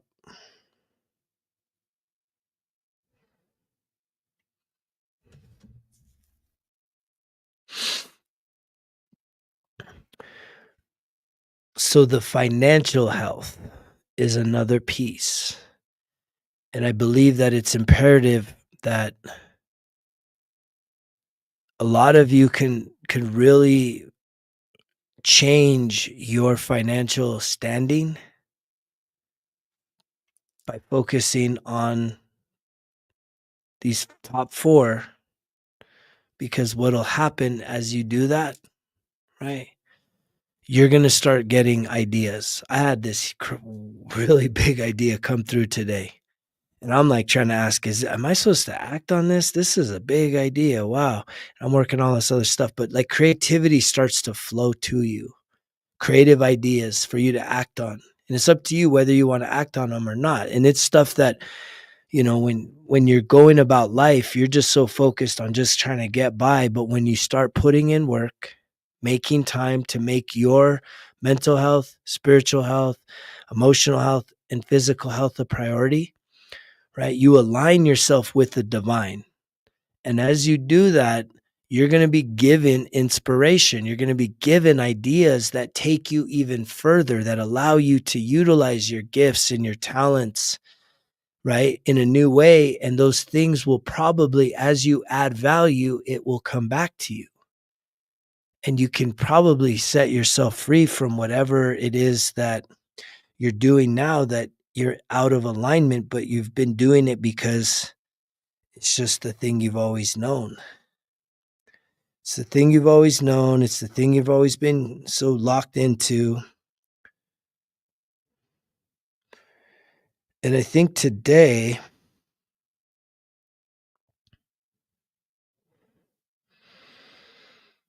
I was excited because I think I just hit my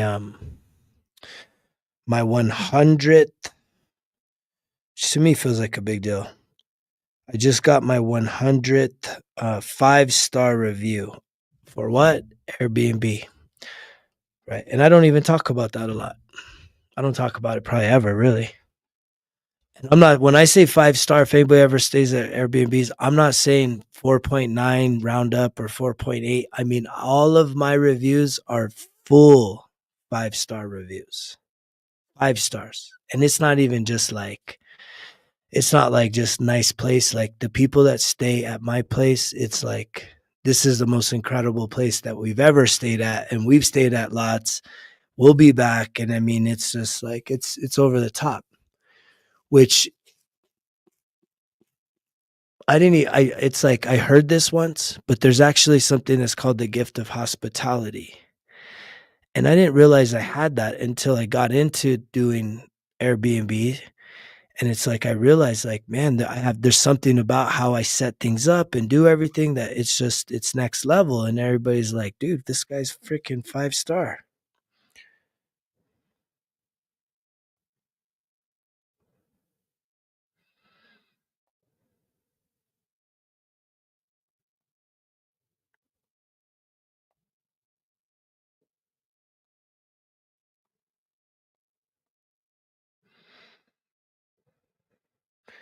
But see, that's what happens when you get your shit together. That's what happens. You start to elevate who you are when you stop playing victim and you start playing offense, right? You either play victim or you play offense. And when you're playing offense, guess what? You're in control. Yeah, 5 stars. 5 stars. 100 reviews, all 5 stars, right? 5 stars. There's the receipts. Here was the one today. Greg's place is truly a gem. The attention to detail to make guests feel at home was amazing, and the instructions and guidance for the area and house were fantastic. There really are no words to describe this home. The artistic elements, positive vibes and energy, nature views from every window, and super comfy king bed, all too special to describe. We'll be back soon. And it's like 100 of those, right? 100 of those type of reviews where people are just like, this is the best place ever, right? So again, it's like, it's funny because some people come on here and they're like, man, no, it's like, I'm trying to give you guys the master plan for how to absolutely elevate your entire life. Thank you, Adam. Right. But most of you, it's just like you want the bag first. And it's like, no, mind, get your mind right, because your thoughts are your reality. If you just go and start to try and chase money, but you haven't worked on the mental, you're not working on the emotional, because in your mind, you're just like, I'm good, whatever, whatever. Because again, as I mentioned earlier, cut your finger, it heals with time. Get sick, it heals with time. Emotional trauma does not heal with time. It heals with intention. It heals with a clear focus.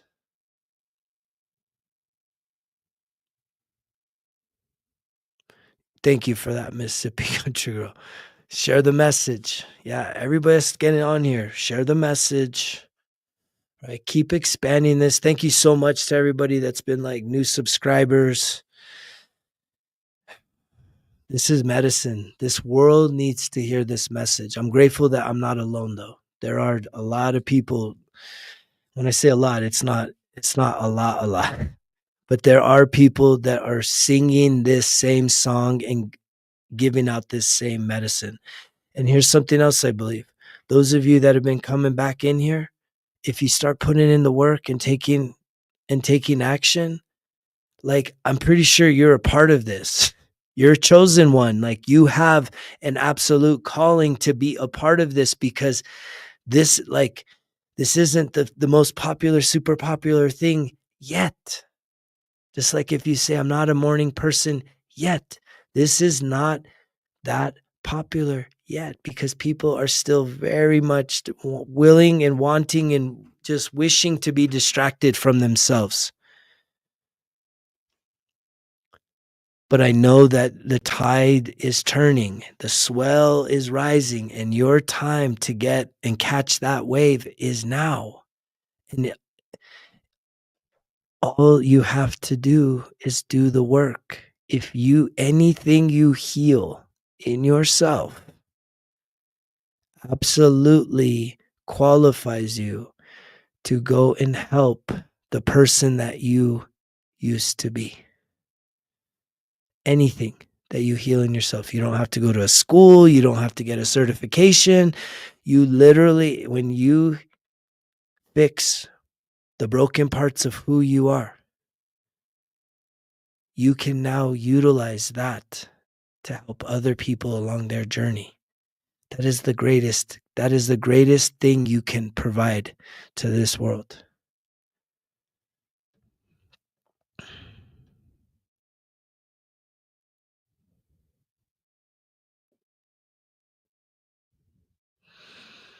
Great grandma. I'm not quite sure. Did you say that you lost them both? I'm not sure what you're saying there. It's not coming through on my end.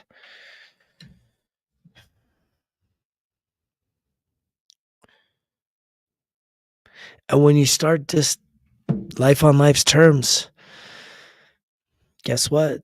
It starts to bend to your will, and things will improve. They're not going to improve overnight, but I guarantee you it is the guarantee.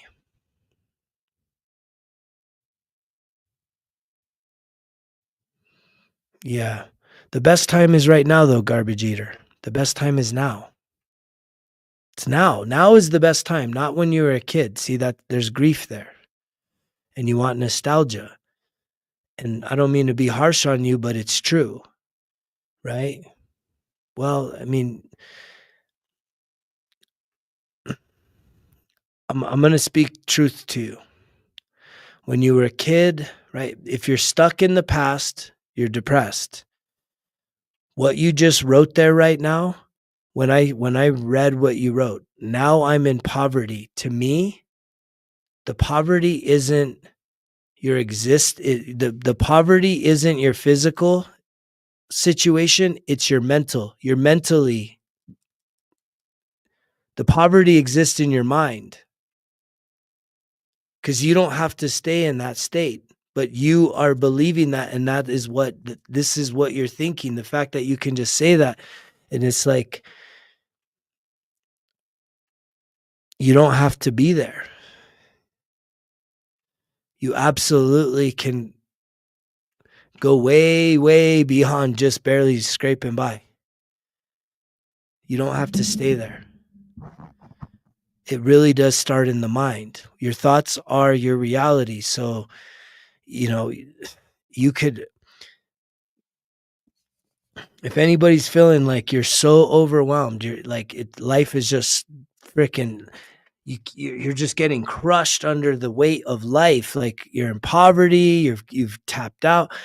I mean, in your heart of hearts, every single person listening right now, there are a multitude of things that you could absolutely do to change your circumstances. But here's what I know to be true, because there's poverty all around. I'm in northern New Mexico. I mean, it's rough out here.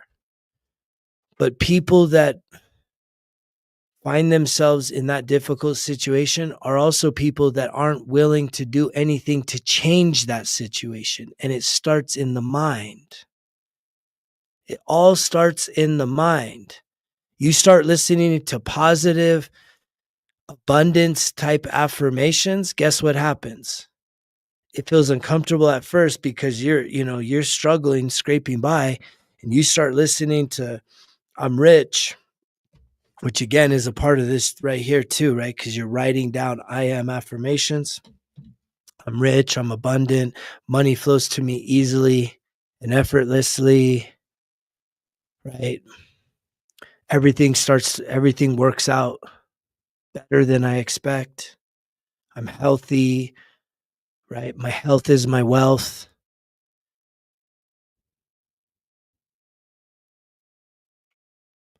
Yeah.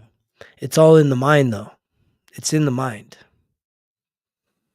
Anything that you're saying it's like, I get it. I know it's tough. I know that you're if someone's feeling I'm so illnesses and I got all these problems.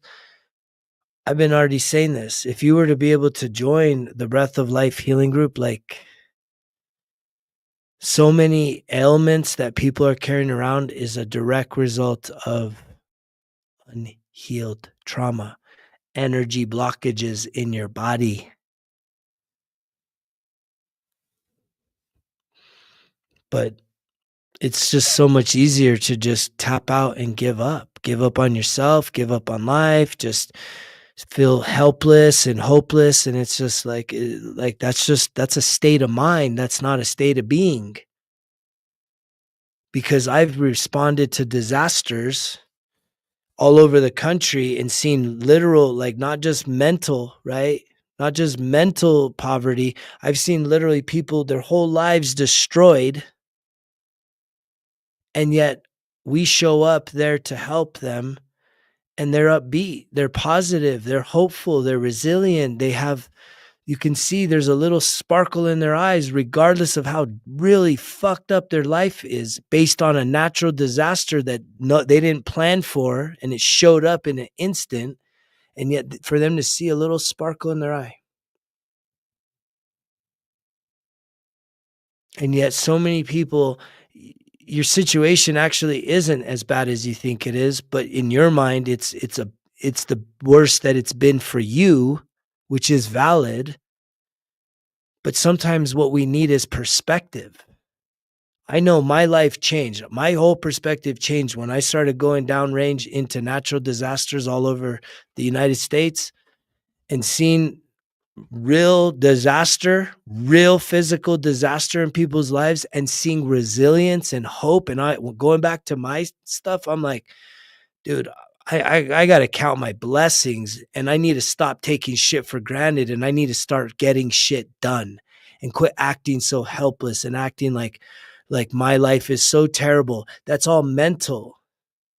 It's mental. Yay. Thank you so much.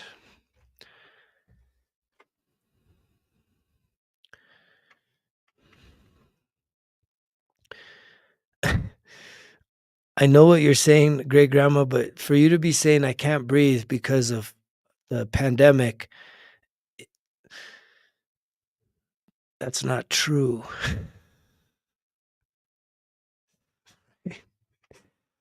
If what you were saying is true, which is you can't breathe, then you would be unalived pretty fast. See, we can go a long time without food, we can go a long time without water, but you cannot go very long without breath.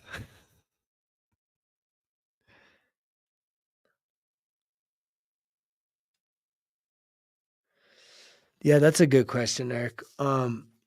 So when I say life on life's terms, I'll say the whole statement. I always say I do life on life's terms, no escape routes. What that means is just living a sober lifestyle, living sober, man. Like no, like when I started asking the VA for help and getting therapy, they wanted to give me all kinds of pills and all kinds of medications and shit, and I was like, I don't want that, man. I don't like don't give up on me. Like I want the talk therapy, but I don't want all the pills, right? And that's where I came up with that was 13 years ago when I was getting sober.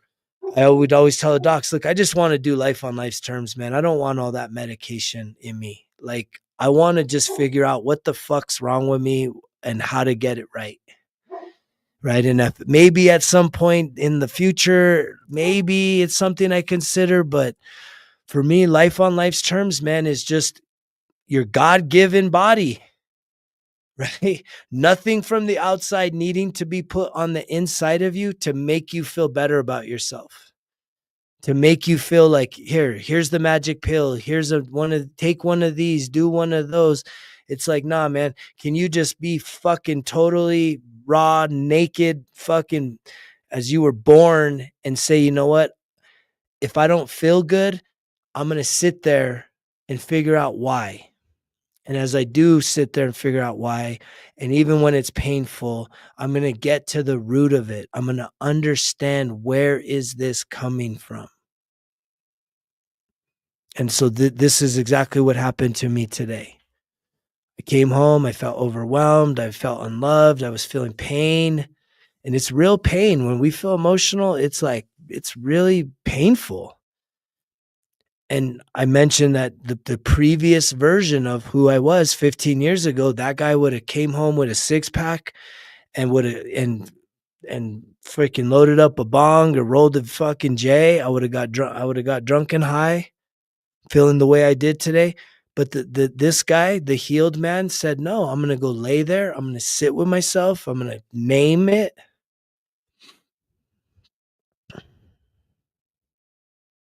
Yeah, it's all addictive. I mean, Western medicine is not healthcare, it's sick care. When you go there, it's to keep you sick. It's to keep you dependent on it. I mean, I think we learned that in the dang thing that kicked off 5 years ago. I'm grateful to hear all those. I'm alone. Yeah, I understand that, but you're not alone. You know, if you stick around here in a minute, we can, join in the visualization. You're not alone. Like you have so many people around you, you just don't see them. I mean, you have spirit guides, you have a lot of people in there, and the person that you have the most that needs all the love that you can is that little girl inside of you, great grandma.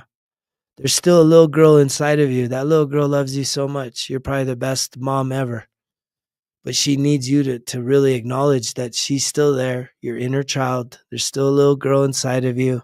She's probably still carrying around a lot of hurt and stuff from when she was just figuring out this whole thing called life.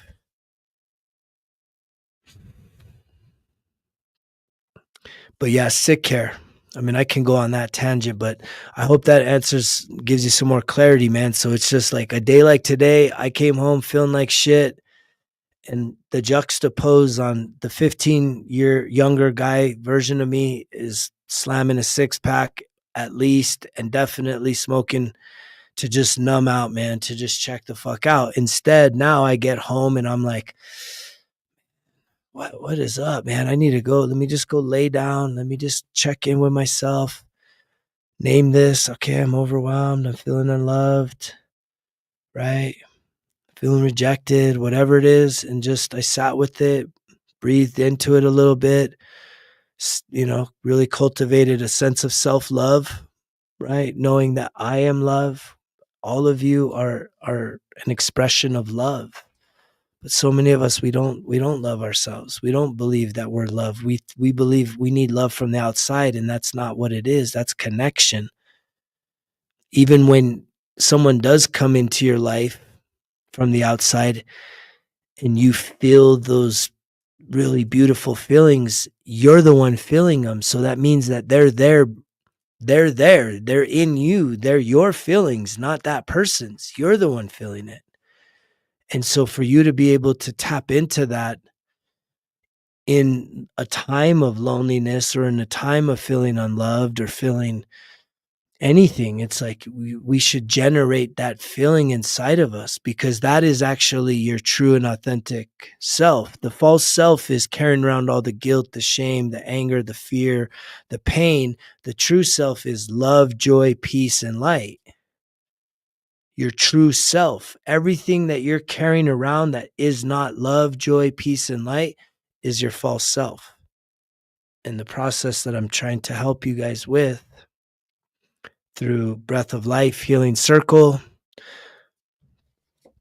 1% Better Everyday Journal, right, is for you to go through that process of truly getting to your true and authentic self, the divine self, which is free from all that pain, to set yourself free. And this is not an easy pill to swallow, so I don't mean no disrespect to nobody. If it's just hard to hear what I'm saying, I'll admit it. It's a tough pill to swallow because it's truth. It is truth. It's light. I'm wonderful, CT. And most people they have a hard time with it because we're programmed to be victims. We want to sit there and feel like if it wasn't for them, right, my life would be so much better. It's all because of them. And it's like, no, it's not. No, it's not. There is no them. There's only you. And you have the power. You have so much power. You have so much more power than you even can ever imagine. You have the power to heal.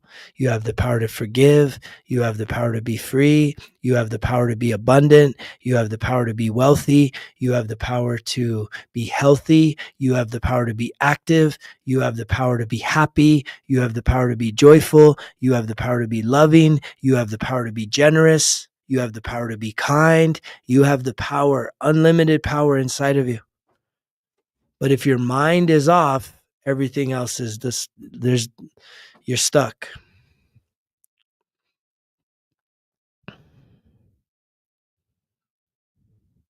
Yeah, thanks, CT. Tonight's been a good one too, man. So it keeps getting better, I think, who knows? But that means a lot to me that you're gaining something from that. I mean, all of you guys, all of you that have stuck around here are part of the team, my only ask for you is to take action. I mean, support this brand, support the brand, which is really, investing in you, especially if it's 1% journal, you know, join the Breath of Life Healing Circle. Please join that.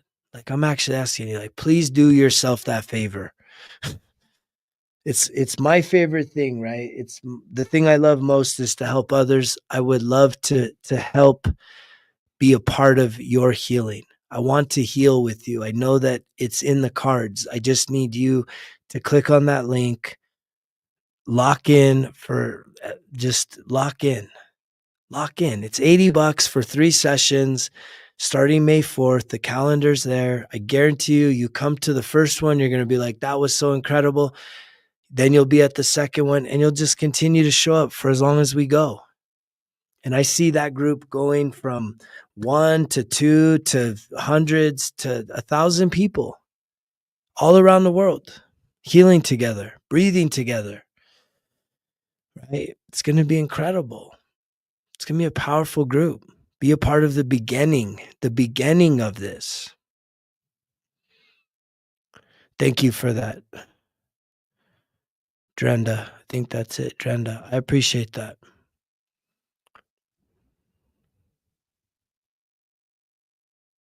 That's awesome, CT. Yeah, I hope all you guys join the group, right? It's there for you. I'm here for you. I like to talk clearly. It's a gift, right? Just like the gift of hospitality, I clearly know I have a gift of speech to talk. What's most important, though, is many times in my life, I was using my voice to talk shit, to be confrontational, to, you know, just topics that weren't truly beneficial. So for me to be aligned in my truth with my authenticity, it's like that's why my voice is even expanding and reverberating. You know, I have a vision of the whole world, right? The whole world is coming. Everyone's going to be seeing and hearing me because I have a message.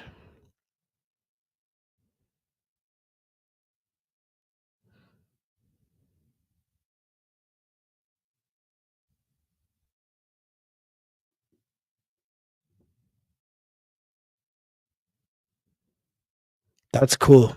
Yeah, that's a cool experience. Yeah, CT's talking about where we all take in 20,000 breaths a day on average, 20,000 breaths a day. But if you actually sit there and kind of think about your breathing, it's very shallow. Your breath it's because it's passive breathing. So it's usually if your lungs go down to here, right? Like if I step back, like your lungs are like way down here, like past the bottom of my this red part of my shirt.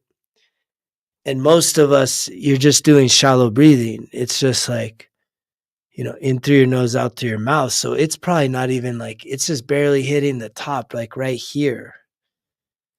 And it's just like when you start breathing with intention, yeah, you're going to definitely start to tap into some extra power there.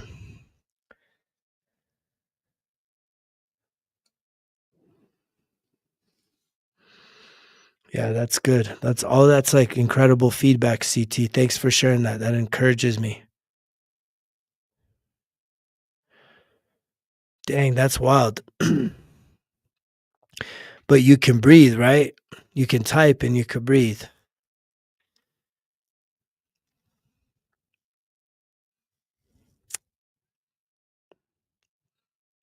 Yeah. Well, I appreciate you being here. That sounds like that's some pretty heavy stuff that you're dealing with health wise.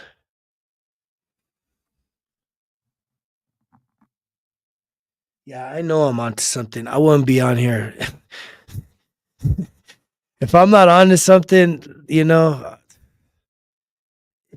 y'all don't think I have something better to do, but here I am, right? This is me in an agreement with the Great Spirit, right? All creation saying, "All right, use me. I'll surrender. Like I'll surrender and align." And I think I've crossed the threshold. I still struggle because there's a part of me that's like, man, like you're not making a difference. What does that matter? That's a little ego, right? It's like trying to stop me. Nah, man, don't even waste your time with it. It's like, no, dude, it's not wasting your time. Like this is You're helping people. Yeah, like this is your purpose. It's and we can, everyone here listening, like you guys have a purpose too. You guys have a calling. There's something that you can do. Um, there's something that is for you to make a difference on this planet. And a lot of people, you just don't even believe that. You just don't believe that that you're someone that is called to do great things. And it's like bullshit. It's all mindset. If you don't think you're here to do great things, then you're not here to do great things. But the version of you that says, you know what, I am going to go all in myself. I am here to do some great things. Let's see how far you can go. I think it was Jocko one time I was listening to a motivation, and I think he said something like, just see how far you can go. See how far you can go. And I was like, you know what? That's right. I do want to see how far I can go. I don't want to quit. I don't want to give up. I'm going to just see how far can this guy go? How far can he go? How much longer will it be till he's on Joe Rogan and Chris Williamson and Lewis Howe and just all over the planet talking, trying to help people, right? After the book's published, we'll see. I know it's on my vision board. I know it's coming.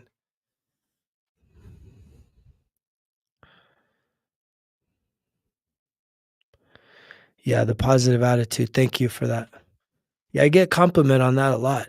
And it's authentic, I mean, I definitely have, again, because I go to battle every day. You guys, every day. Every day. It's right here. There's your checklist. Positive affirmations. Why do you think I have a positive attitude? Because I'm like constantly, man, I overwhelm the negative thinking with positivity.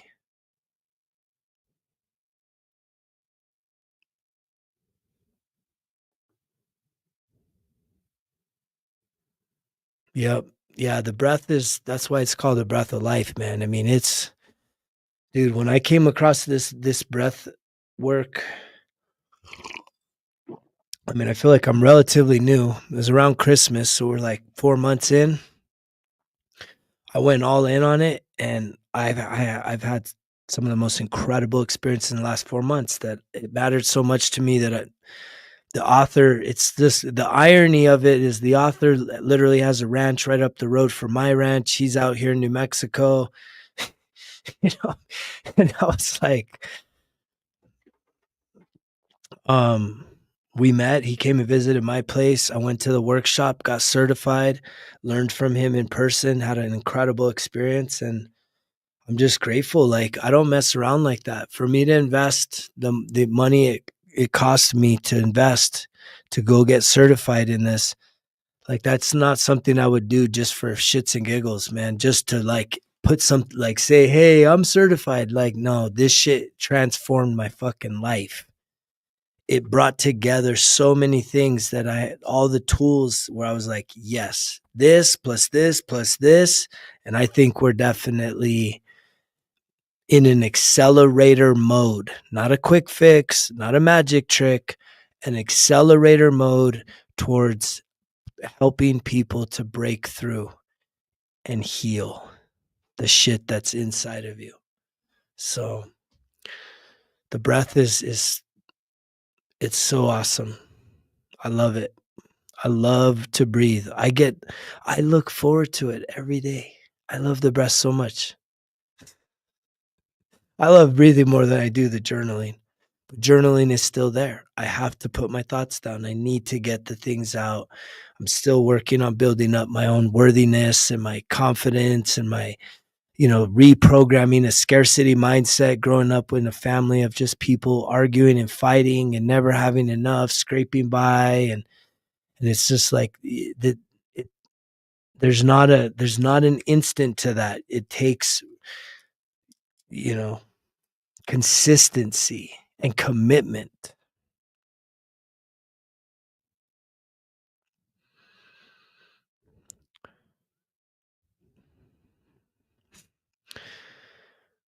I think one of these nights I'm gonna go all night just to see who shows up here. This is kind of funny. In 2000 In 2022, that was my 10-year.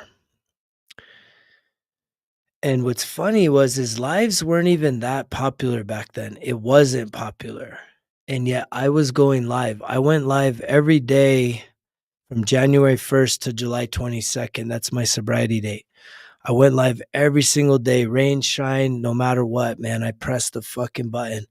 And it was kind of hard to get people to tune in, but I just did it for myself to really commemorate that I got to 10 years of sobriety. Yay. But then I kind of stopped doing the lives and I started doing recorded videos. But I think I'm good with this content. I'm good to just be here, hold space, to talk. I appreciate all you. Thank you so much for sharing the message, subscribing. There's been a lot of new subscribers, a lot of new people checking in to hear what this guy has to say. And obviously, if you've been tuned in, I have lots of things to say. And I'm continuing, part of the process as like a role model, as an example, is I've seen myself grow a lot. My voice has changed, my cadence, When I started in 22, oh man, I was so fucking angry. I was angry. I was just coming out of like a real bad breakup, heartbreak type situation. I was angry. I was dropping F-bombs every other word, man. Fuck this, fuck that, fuck you, fuck me, fuck them all. I was angry. And, I've continued, right? Relentlessly continued. I've relentlessly continued to heal. Even when people have tried to pull me off, say, come on, man, aren't you good? Aren't you good yet? Right? How much more of this do you got to do? And I'm like, I do believe that.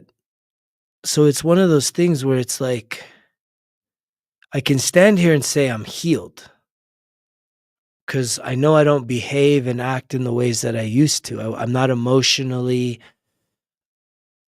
There hasn't been a circumstance of recent, and I'm just like everyone else. I experience all the different things, but I don't lose my anger. I don't lose control. Or not even control. I'm so self-aware that I understand how I operate now, that I have that level of self-mastery that create, I don't make problems worse. I solve them. What's up, B Jazzy? Thanks for joining us.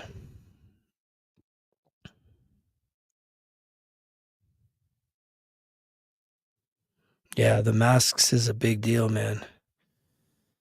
And that's the beautiful thing is like, it's so freeing. It is so freeing, you guys. It is so freeing. Again, when you realize who you truly are, which there's a lot of layers that is not who you are, like an onion, right? There's all these layers that it's someone that you've pretended to be or someone that you're acting. You're having to put on a certain persona or speak a certain way, dress a certain way, talk a certain way, look a certain way, behave a certain way in all these different groups. And it's like, that's not your truth.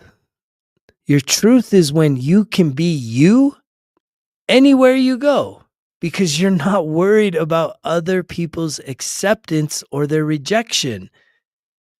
It's like, you don't care. Zero fucks given. Right? In like the most loving way, like to be your true and authentic self, like zero fucks given about what anyone else says, because they're not going to wipe your butt. They're not going to pay your bills. They're not going to rescue you. They're not going to comfort you on your worst nights. But yet so many people put so much on what other people think about them. And again, that's the insecurities. That's the taking everything personal. It's where we started this conversation tonight.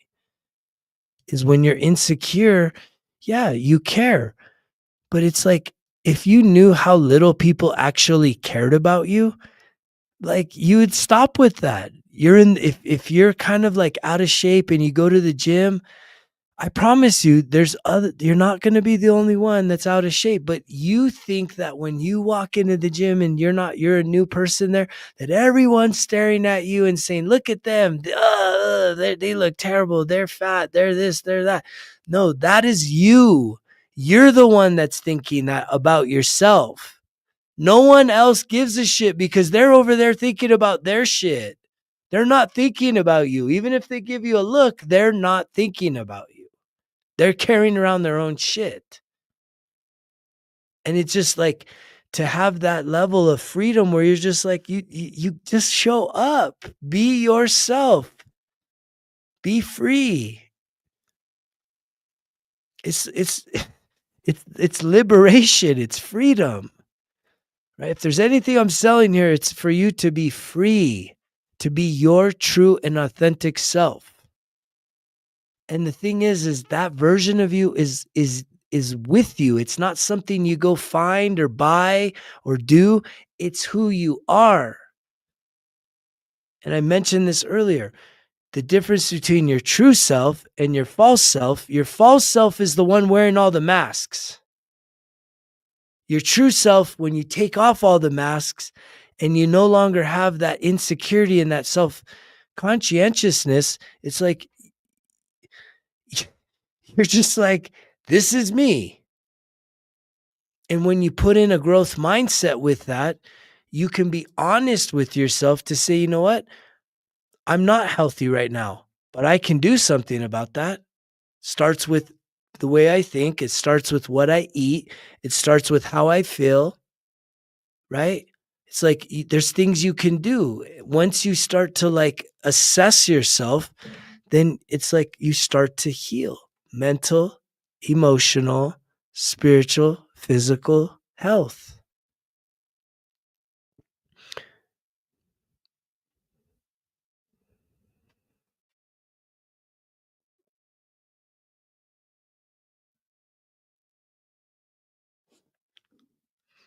Yeah, just stay the course, CT. I mean, you're on the right path, bro.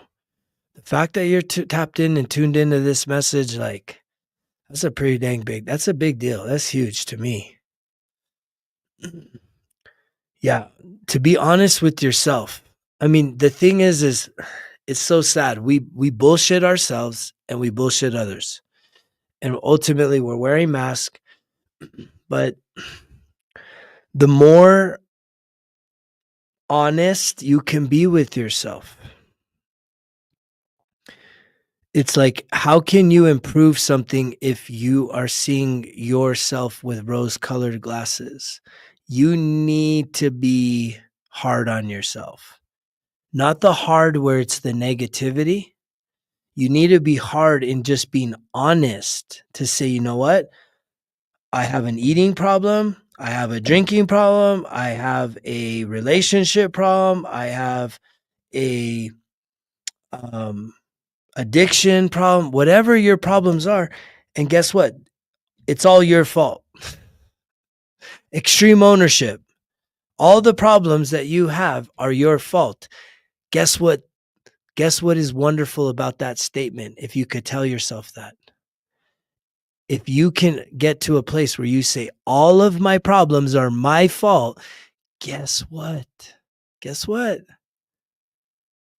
That means that you don't have to worry about anybody else to solve your problems. You can solve all of those problems. Because when you're saying it's someone else's fault that you're some way, that means that you're also waiting for something else to fix it.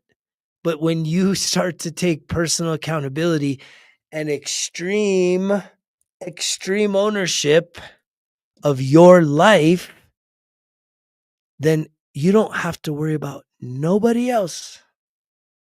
Right? And I'm not saying to just not be responsible if you're a parent or anything. Like, just toss out all your responsibilities. There's nothing being said about that. It's just saying take extreme ownership. Take 100% ownership. Everything that's a mess in your life means it's all your fault and it's all yours to clean. I've been teaching my kids that since they were the youngest age. I'm like, it's okay to make a mess, you guys. It's okay to make a mess. Don't do it like, if you make a mess, here's the number one rule. What's the rule from a parent? If you make a mess, what do you need to do next? We all know this.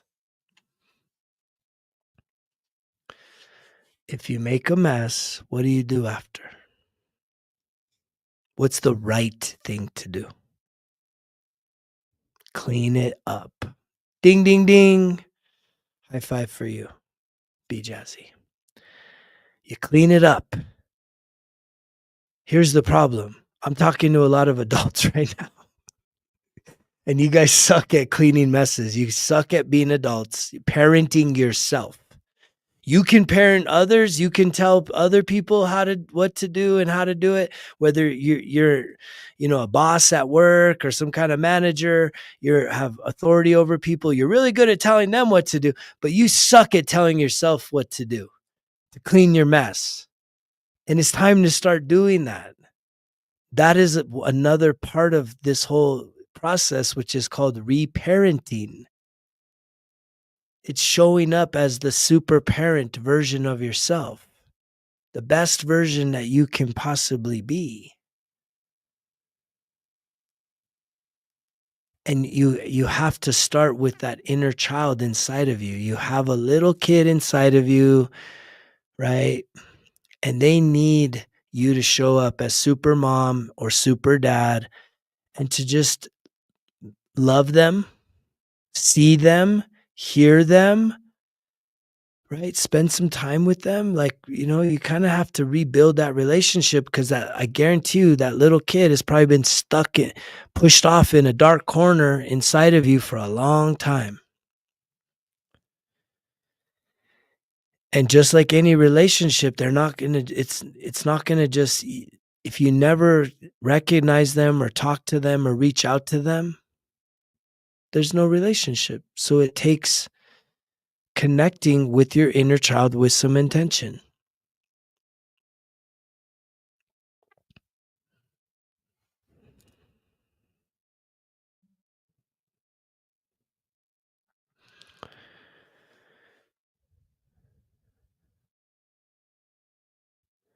Yeah. Right now is the time. I mean, it's spring. It's the year of the snake. It's time to shed the old skin. It's time to get that. The reason why a snake sheds its skin, do you guys know why does a snake shed its skin? It's the year of the snake. Why do snakes shed their skin? Yeah, because they outgrow the old skin. Would it make any sense for them to try and fit back into the old skin once it's shed? No, but how many of you are trying to cling to the old version of yourself that's outdated? I don't know about that, B Jazzy. I think that maybe you just need better guidance to do it. It can be. I mean, everyone's had different experiences. And if your experiences are that painful, sometimes you just need to borrow someone else's confidence to be able to face what you've experienced. Because it's yourself. It's not a demon, it's not a dragon, it's not a warlock, it's not a skeleton. Man, it's the precious little version of you that just wants it. It's there, and that little boy or that little girl they just want you to be loved. They just want you to love them and to accept them. And when you're conflicted with your own self, it's so painful. That's the pain. Coming back home to your true self should be, that's the spiritual work, right? Because you can't go into that room with judgment. You can't go into that room with criticism. you have to go in there with compassion. You have to see yourself and understand with spiritual eyes that everything that your inner child experienced was necessary for you to be at this place right here, right now. And you basically, you showing up for them as a super dad, super mom, it's like, it's redemption, it's renewal. It's renewal. That little kid just wants you to give him the best hug ever and love him and tell him how much you love him. Let's practice that real quick right now. Again, we did a little practice earlier with trying to be with intention. So here, let's try. Let's send some. Let's with intention. Let's send a message to our inner child.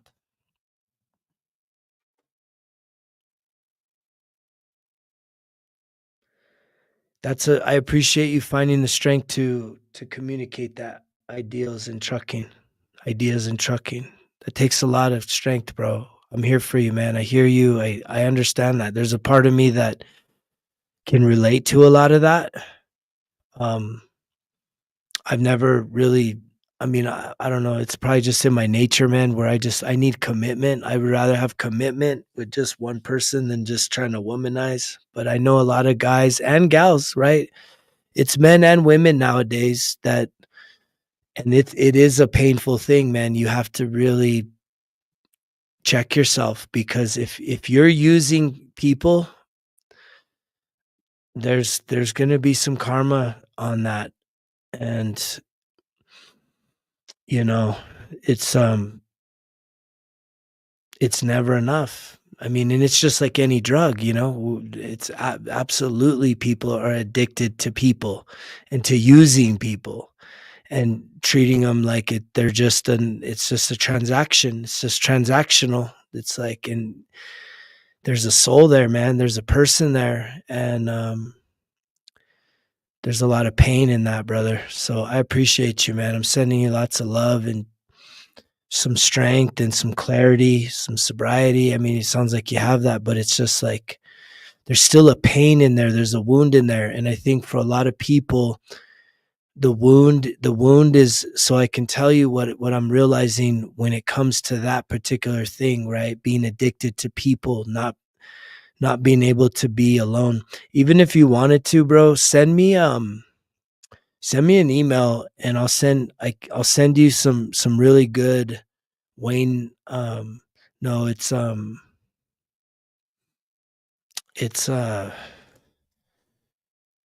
fuck, it's not Dyer. I've been listening to this shit late recently. It's soothing my soul. Oh, Alan Watts. Alan Watts, man. I'll send you some good stuff. Greg, Greg at Results Kill Excuses. You ain't gotta say nothing and just say hi. Can you send me some stuff? And it's some good listening, because it gets to the root of a lot of where we're at, where people are at when they feel like they need, where it's like you can't be alone. It's just really struggling to be alone and having your identity put in someone else's presence, when it's like, man, the most powerful thing you can do is to truly just be just so in love with yourself and understanding that it's safe to be alone. It's necessary for seasons. It's empowering, man. It's empowering. It's cleansing.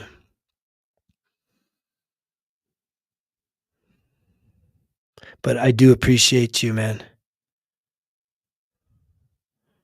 I appreciate you. And that's what I love so much about, you know, clearly one of the things that I realize the most is that wherever wherever that, you know, as authentic and just transparent as I am, that it's obviously contagious, right?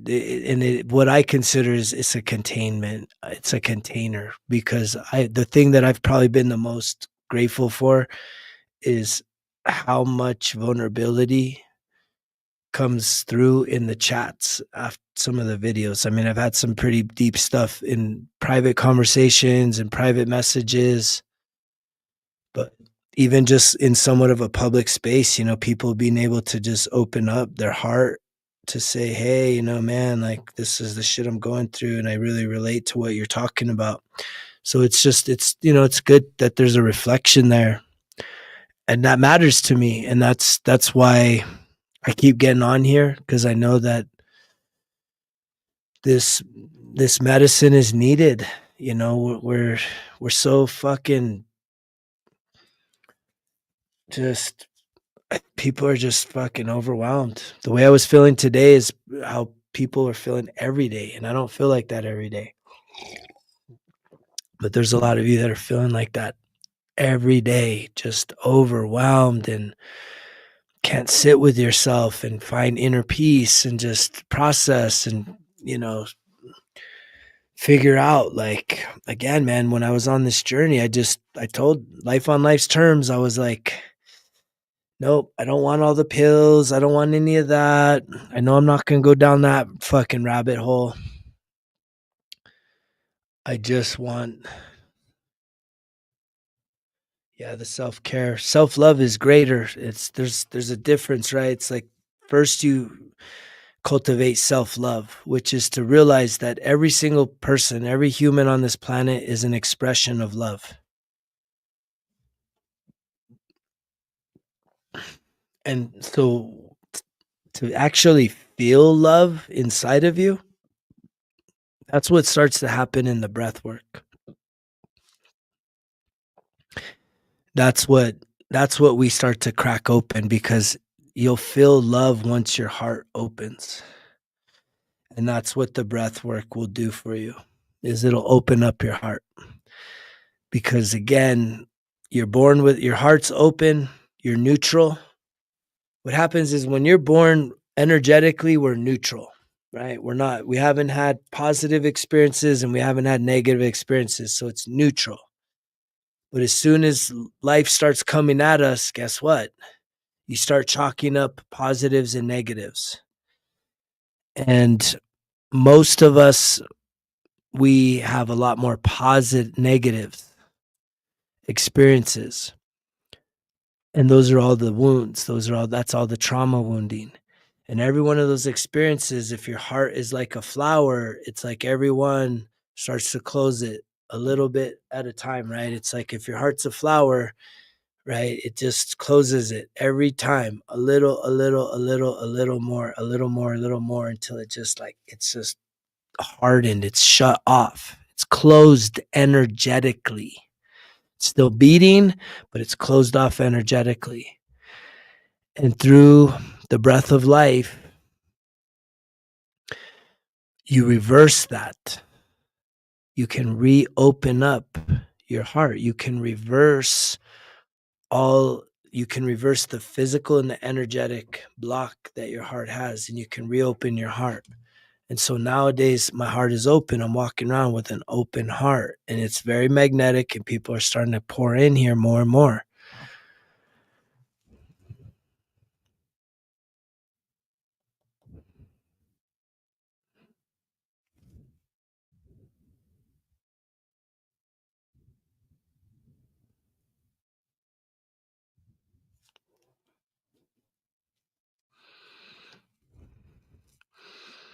Yeah, that self-respect takes some work to get there, right? To truly respect yourself. And to me, the best way to do that is in some isolation.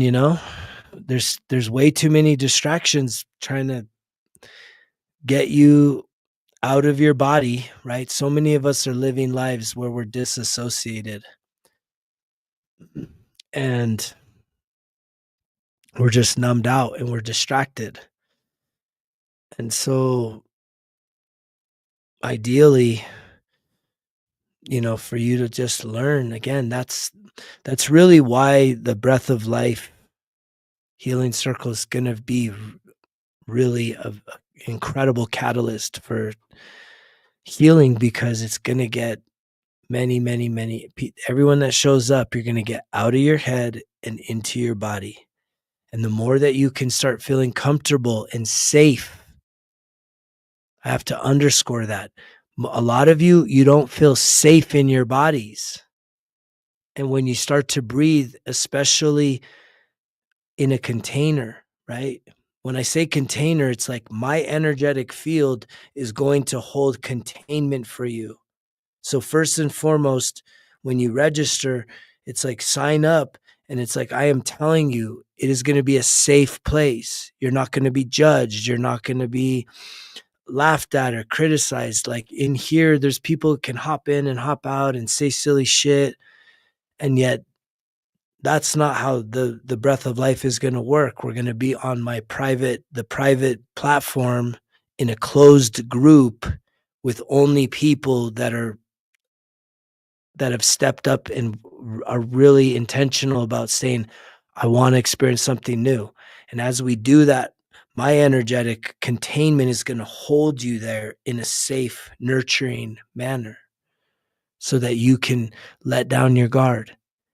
And by letting down your guard, what you're going to do is you're going to allow yourself to get out of your head and get into your heart, into your body. And out of the 90 minutes that we meet, I'm telling you, half of it is going to be breath. It's like we're only doing like 7 or 10 minutes here. We're going to be doing like 30 to 40. And the other fun part is, I'm going to be DJing, because again, it's a closed network, so I don't have to worry about copyrights. I play a lot of beautiful music. So again, it's another invite for those of you that are listening, those of you that are tuned in, that are wanting something new, something that's going to actually be legit, give you some results. I put my own personal guarantee on it. If you sign up for this, the Breath of Life Healing Circle, we're going to meet 3 times a month. The first session is May 4th. Sign up now. Go to resultskillexcuses.com. Click on the link, Breath of Life. There's lots of information there. The most important piece is to sign up. It is going to change who you are for the better. This is literally going to be a catalyst for you to truly break through the stuckness. Yeah, you can sign up on the 1st of May. It's going to be an ongoing group, right? The most important thing for me now, though, is just to say, look, we want to start strong. So everyone that is like considering it, like get in there, get in the founders group, sign up. Again, be one of the first people to support it. Step up for me, step up for you. Like lock in. You have nothing to lose. If you literally show up after the first session and you show up with the right mindset, you do the work, right? There's going to be some reflection work to do. We're going to do a visualization, and we're going to do a ton of breathing, which is going to lead to a lot of healing, real healing. If you show up for that first thing and you're like, nah, like I didn't get nothing out of it, I want my money back. It's like, here you go, man. Like, please take it. That's not going to be the case, though. To have the courage to show up, you're going to keep showing up. I wouldn't be breathing once or twice a day for like an hour plus if this isn't like the absolute best, the best thing. And yet, what am I doing? I'm incorporating the three most potent pieces: the journaling work in a group setting, right? There's going to be community connection. We'll probably meet earlier than the 9 a.m. Mountain Standard Time. I'm a start early type guy, so we'll probably start at 8:30 where people can show up, and it's going to be just kind of community connection, question and answer. Then we're going to get into the reflection work, the journaling, the visualization, and then into breath. And it's going to absolutely change your life. It's going to bring you inner peace. It's going to get you out of your head. It's going to allow you to start feeling safe. right? I know there's a lot of people here right now. You do not feel safe in your body for you to just be with yourself, tossing and turning all night, all these thoughts. And there's a lot of repair that needs to be done. There's a lot of things that need to be cleared because you're carrying around a lot of baggage. You're carrying around baggage from this experience called life. And in the breath is where we release. We release. You're able to actually go through with some intention to release the baggage. But I was just about to tell us to do the inner child. I want to go back to that because this is how hard it is. So mentally, right? Mentally, I want you to tell this to your inner child. First, give your inner child a name, right? A lot of you know me as Greg. My inner child is Gregory. Like when I say, I talk to him all the time. Gregory, how you doing? But that's my inner child, right? My parent is Greg, and my adult is G Dog.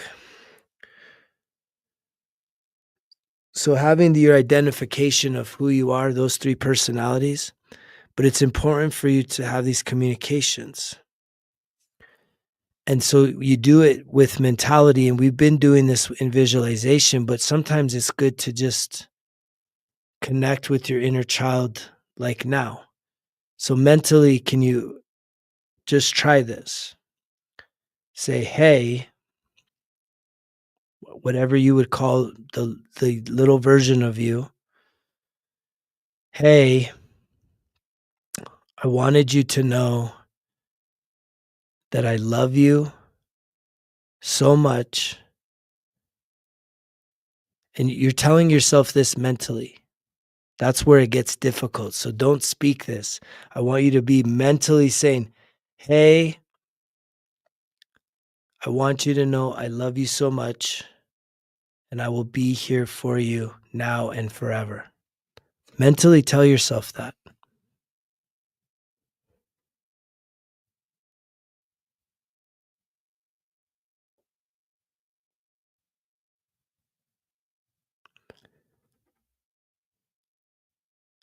How many of you felt like that's challenging? It's like almost a little uncomfortable for you to sit there in your mind and send that message.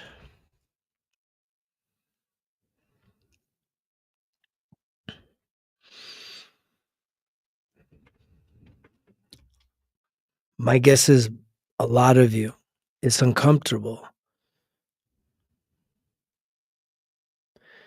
Well, yes, you need it. And the thing is to be doing it more and more. It's like through the visualization, it's that's where you get the messages. That's where the inner child can show up visually. But it's hard. The scatterbrain shit is hard because our minds are so all over the place, and your ego is trying to fight. Say no. It's like a tug of war. But if you're feeling scatterbrained, it's because your ego say, no, wait, no, I'm the one that's doing all the thinking around here. I'm the one in charge of messaging. And it wants control. It's a master manipulator. It wants control. Your ego sounds like you, but it's not you. Unfortunately, so many people, you're identifying yourself with that negative fucking freeloader that's been occupying the majority of your thoughts. And so here's another one, right? So here's another one. Again, you're trying this mentally. This is a mental exercise.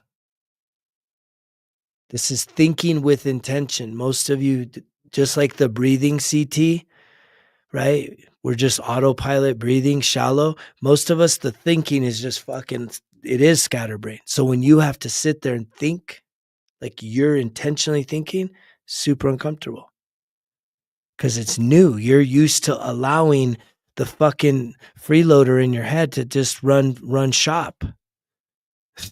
And then you're wondering why you're so emotionally dysregulated. It's like you have to take back your power, and you do it by having intentional thinking. So even when we're doing the breath, when I say, hey, send yourself some intentional thoughts, it's like literally telling yourself, it's safe to love, it's safe to let my heart open, it's safe to be, whatever it is, right? It's safe to be in my body, it's safe to feel my feelings, it's safe to heal. But this is mentally, you're saying these things. It's safe to heal mentally. That's what, when I say mentally tell yourself that, it's like you have to do it. So try this one. Hey, say you're the inner child's name. So, hey, I want you to know that I love you and I care about you.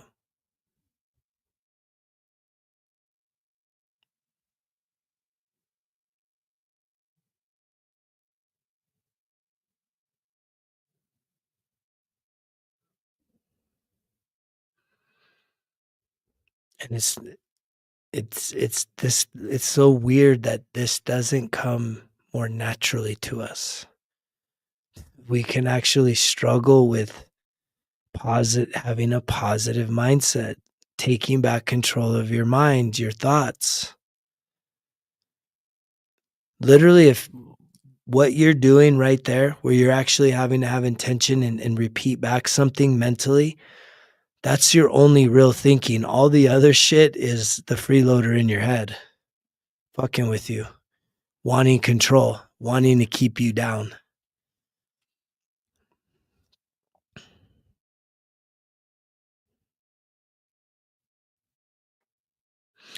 Let's do one more. So, hey, say the name. I'm sorry. Please forgive me. Thank you. I love you.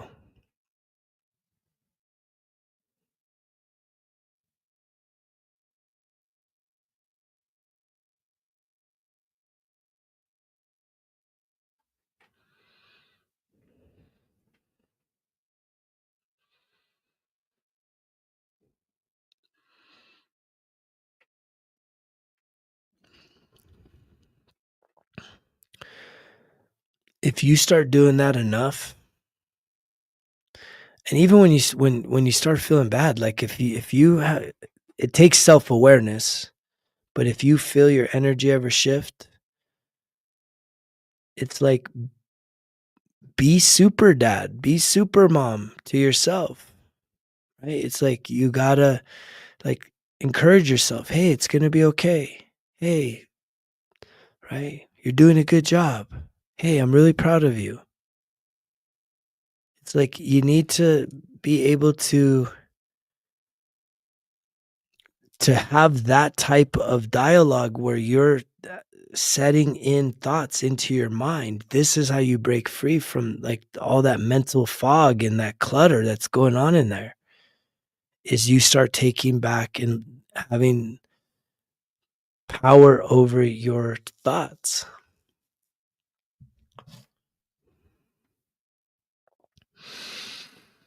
I think we're gonna bring this puppy in for a landing here.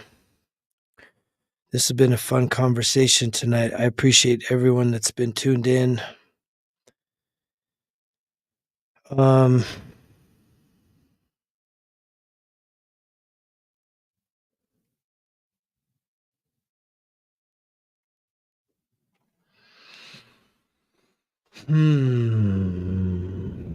Did anybody sign up? Did anybody sign up for the healing group? The Breath of Life Healing Circle. For those of you that are just coming in too, um, if you've been thinking about the 1% Better Everyday Journal, I'm doing a flash sale. It's on from now until May 1st. It's been selling at 100. It's $100, $99.99. I just dropped the price down to $85. You get the journal. You get the journal. You get the Results Kill Excuses gunmetal 4-color pen. You get a sticker, and greater than all of that, right? You get an opportunity to take your power back, to start your day with writing down positive intention. Those little mental practices, that's the real flex. But if you really want to get there, it starts by writing it down. And it's a part of the 1% Better Everyday Journal. You start by saying, I feel I am the best. You repeat these mentally to yourself. I am worthy to have good things happen to me today. I am ready to accomplish what matters to me today. You write the positive affirmations here. So again, like if you're struggling to mentally do that stuff, that is why journaling is so impactful. It's so potent. It's like the way that you get your thoughts, right? The more you write things down. And the beautiful thing is this goes with you everywhere. Yeah, it was a great night. I think just some of those visual exercises, and it was just good conversation.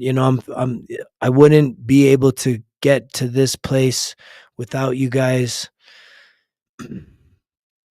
I mean, when I look at the timer, I'm like, wait, we're at 2 hours and 55 minutes. Honestly, it feels like I've been on here for 20 minutes.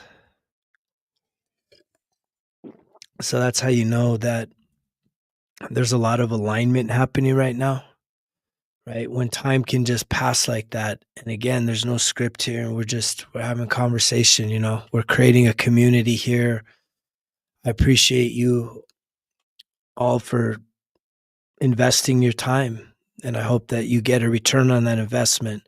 But I'm going to continue to push for you to pull the trigger on either the 1% Better Everyday Journal, signing up for the Breath of Life Healing Circle, right? And if you're someone that really wants to go next level, right, you could also reach out to me for one-on-one private coaching. You can send me a message here or Greg, Greg, at resultskillexcuses.com. I have a few slots available there. And beyond that, I'm just wanting to send you guys all the best. Send you nothing but love, joy, peace, and light, prosperity, abundance. Because if you can get to a place in your life where you can give yourself permission to feel good all the time, right? And just having that mindset, right? It's just like, I want to feel good all the time, right? I want to be someone that believes that I'm worthy to have good things happen to me every day, that good things can happen to me, that I don't have to stay stuck in the pattern of the past, that I can break free and I can set myself free. And by doing that, guess what? You're going to set others free as well.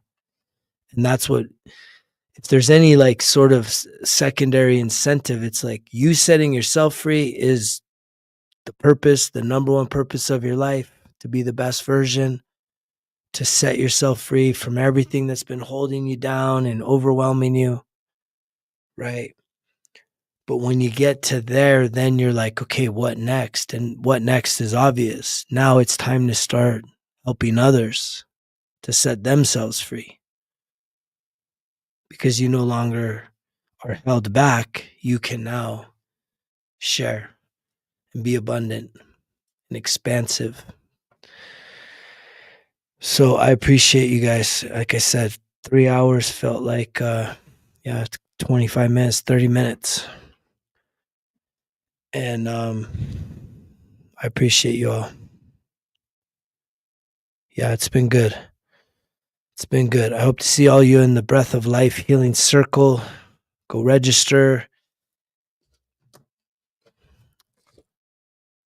This puppy right here, the 1% Better Everyday Journal, is on sale right now. It's the $85 for this. Incredible value in both of those opportunities for you. If I was in your shoes, I would do both. I would do both of those.